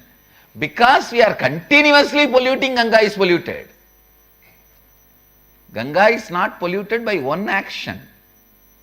It is by the continuous pollution. Understand? We all forget this very important, obvious fact. We are all going on saying Ganga is polluted, Ganga is polluted. Ganga is getting polluted, Ganga is getting polluted, Ganga is getting polluted.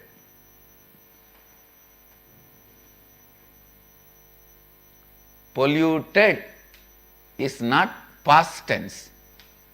We should use the word getting polluted, past continuous tense.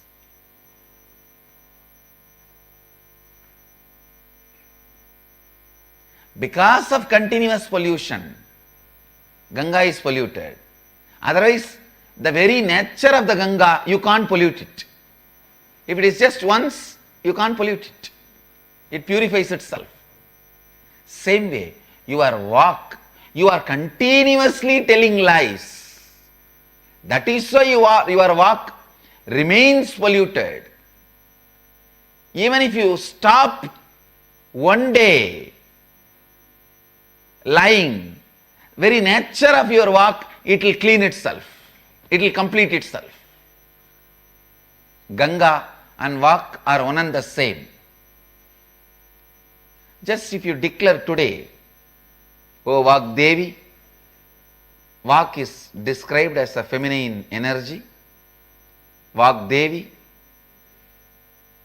she is one of the mantrinis of Sharada, Saraswati.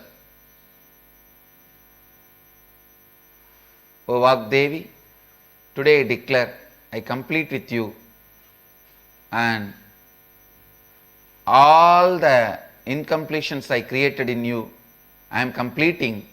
From now, I'll live integrity.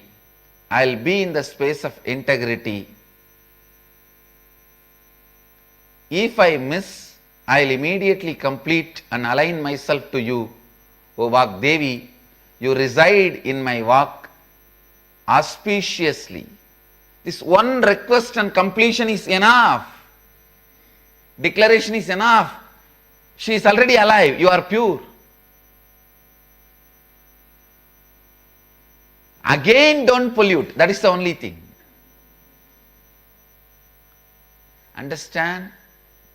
Ganga does not get polluted by the past pollution. It is getting polluted by continuous pollution. If all of us decide, from today, no more pollution of Ganga, you don't need a separate cleaning mechanism. She is a self-cleaning mechanism. It takes just one season. The other day I was reading an important research paper, very beautiful research paper. I just wanted to tell you all, in the Ganga Purana, actually it is part of the Shiva Purana, Ganga Avatarana is described in 3 Puranas. Means the Ganga landing on the planet Earth and moving and reaching the Ganga Sagar. You need to know, the day she landed in Gangotri, this Purana describes this whole thing, maybe 10,000 years ago they described, and the day she reached Ganga Sagar, you will be shocked. Unless this is fact and happened, our guys cannot record so precisely because it exactly matches the speed and the flow of the water, how much time and date it takes for the water of this volume to travel towards these regions and reach the ocean. The date and time are so precise, it can never be an imaginary description. For example, if they say Ashtami Tithi, she landed on this place. Dasami Tithi, she was in this Jannu's ashram. The description is perfect, completely matching with the speed and the flow of this volume water river. I was shocked. The research paper beautifully presents our Puranic record and the scientific support. It takes only few days to Ganga to clean herself. If you stop pollution, it is your continuous pollution keeps Ganga polluted. It is your continuous non-integrity keeps your walk polluted. Just declare today, and I tell you, whatever may be the pollution, Ganga can clean it. Her volume is 100 times more than any possible corruption, pollution you can add to it. Same way, whatever may be the non-integrity, corruption you created, damaged your Vak, the power of the Vak Devi, Vak Shakti is 1000 times more than any amount of corruption, pollution you can do to her. The moment you tell her, from this moment, O Mahadevi, Vagdevi, I decide I will not pollute you, corrupt you anymore with non-integrity.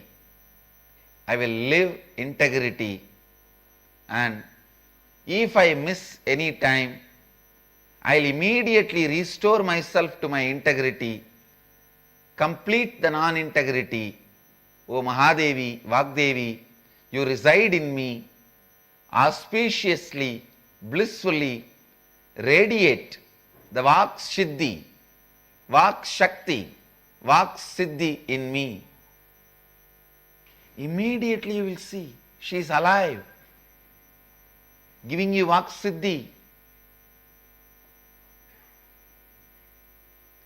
Ganga is not angry with you because you polluted her. She will be angry with you if you continue to pollute her. Vak Siddhi, Vak Devi will never be angry with you because you polluted her due to your non-integrity. She will be angry with you only if you continue to pollute her with non-integrity. Vak Devi is the mantri, mantrini means minister of Saraswati. All the schools, our Gurukuls especially, should teach the kids the science of Vak, the power of words, and how to keep your Vak pure. Understand? Whatever I am talking is not fiction. If you pollute Ganga, you will see the smell. If you pollute your Vak, you will see so much of pollution in your thinking. Pollution in your thinking is depression.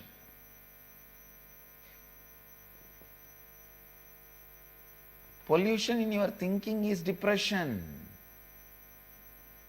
At least in Ganga, if you pollute in Varanasi, the pollution does not come to Gangotri. It only goes down. Calcutta. It doesn't come to Gangotri. But in your Vak, if you pollute, it comes out in your word and goes into your thinking. Both. I request.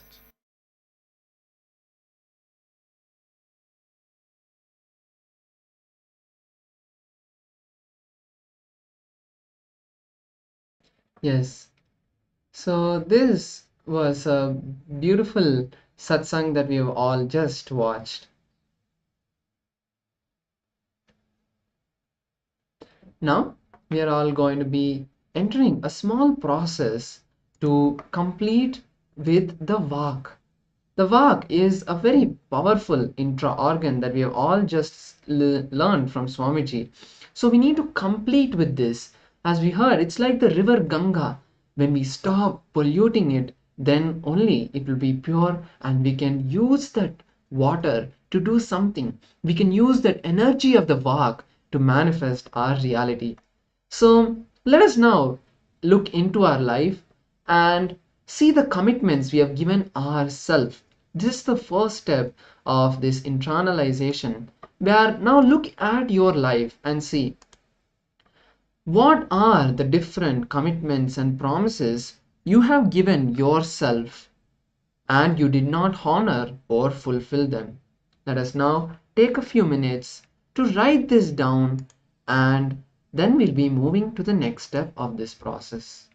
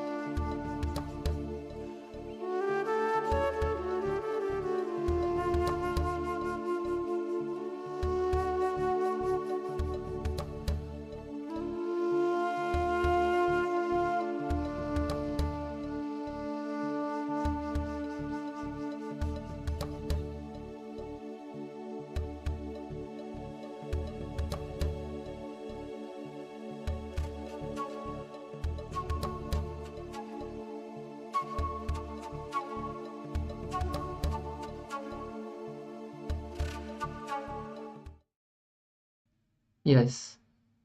Let us now move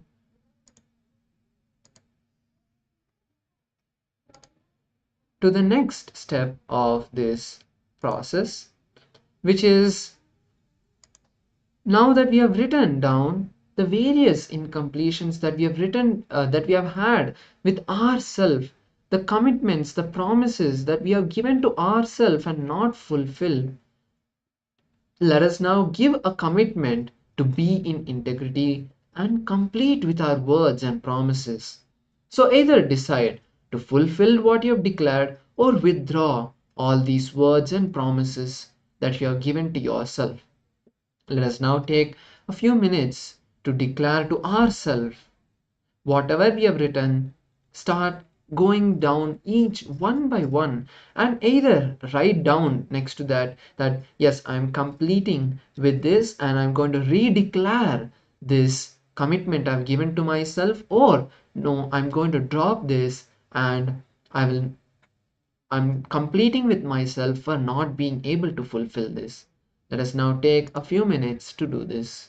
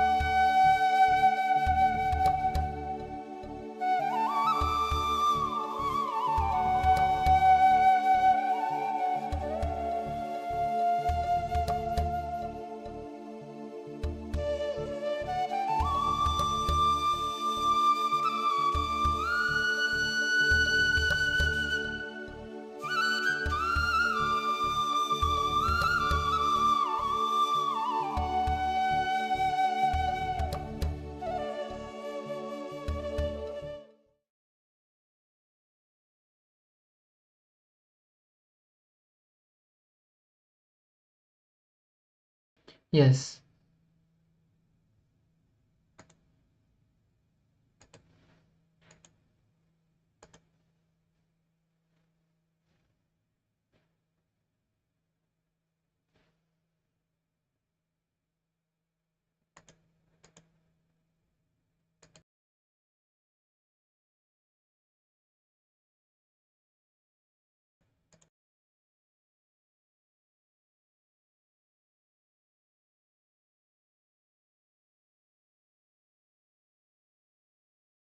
Yes. So now with this, we'll now be moving to the next step of the process. The next step is now again look back into your life and write down 3 promises, commitments you have given to others which you did not honor, fulfill, or withdraw before, lacking integrity. Let us now take a few minutes to write down just 3. It can be with one person, or with 3 different people, or with 2 people. Whatever the incompletion you are holding, let us now decide to complete with that incompletion. Let us decide now to first write down, and then we'll be moving to the completion process. Please begin.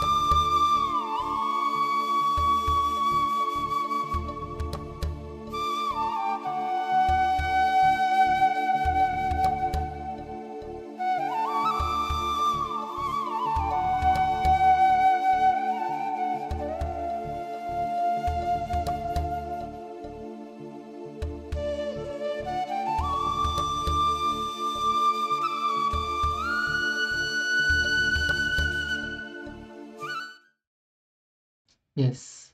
So now let us move to the final step of this completion process, where now call these three people and talk to them. Tell them about the incompletion that you have not fulfilled, the incomplete promise that you have given them, the incomplete commitment that you have given them. So either call them and complete, recommit, tell them about why the incompletion happened, why this delay, or why the completion of that commitment did not happen. Or call them and complete with them, telling them why you will not be able to continue the commitment that you have given them. Let us now take a few minutes to complete with these three people by either recommitting, withdrawing, or giving them a solution about what you're going to do to complete with the incompletion. So let us now take a few minutes to do this.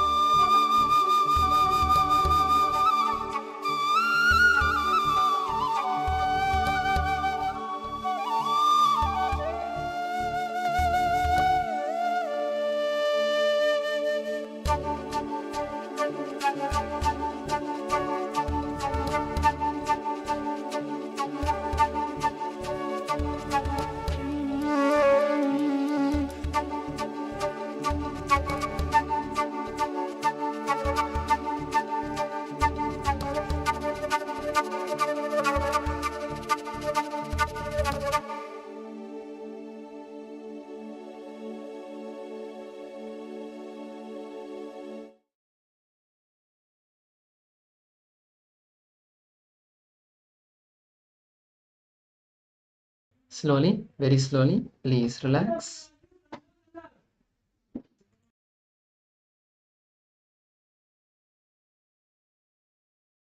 Yes, now with this, we come to the end of this process where we complete with the patterns.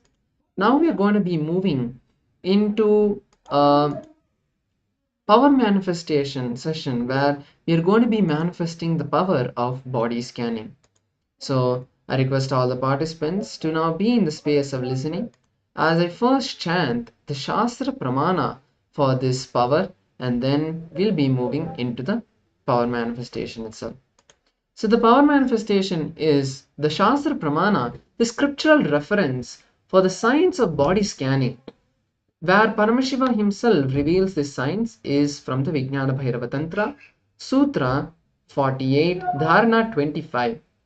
Paramashiva says, Dehantare tvati bhagam bhiti bhutam vichintayet nakinchidantare tasya adhyan dhyayan adhyanya bhagam bhavet.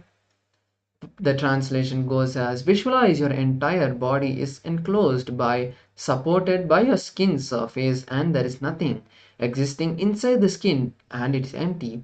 By such restful awareness of one's, cognize the attain the source of the knower of the substance of who is the source essence, Paramashiva, who cannot be known.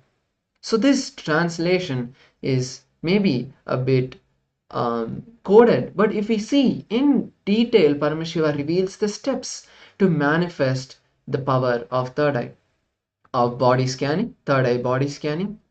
The steps Paramashiva gives is first visualize yourself is just empty. Here Paramashiva is not meaning the word empty which is black, but it is filled with Paramashiva. Visualize that your body is filled with Paramashiva. When you bring yourself to such a visualization, by the power of the third eye, you enter that restful awareness, and the essence, the bodily substance is revealed to you. Anything about your body is revealed to you. So with this, let us now move into the power manifestation. I request all the participants to please sit and now write down any of the known ailments that you have. Once you do that, close your eyes, visualize your body as completely empty. Then start chanting the Mahavakya to connect with Swamiji, as he is the one who has initiated all of us. Once you do that, then with the blessings of Paramashiva, you will start seeing the entire structure of your body. You will know how the body is, and you will be able to see any ailments with your body. Let us begin the process.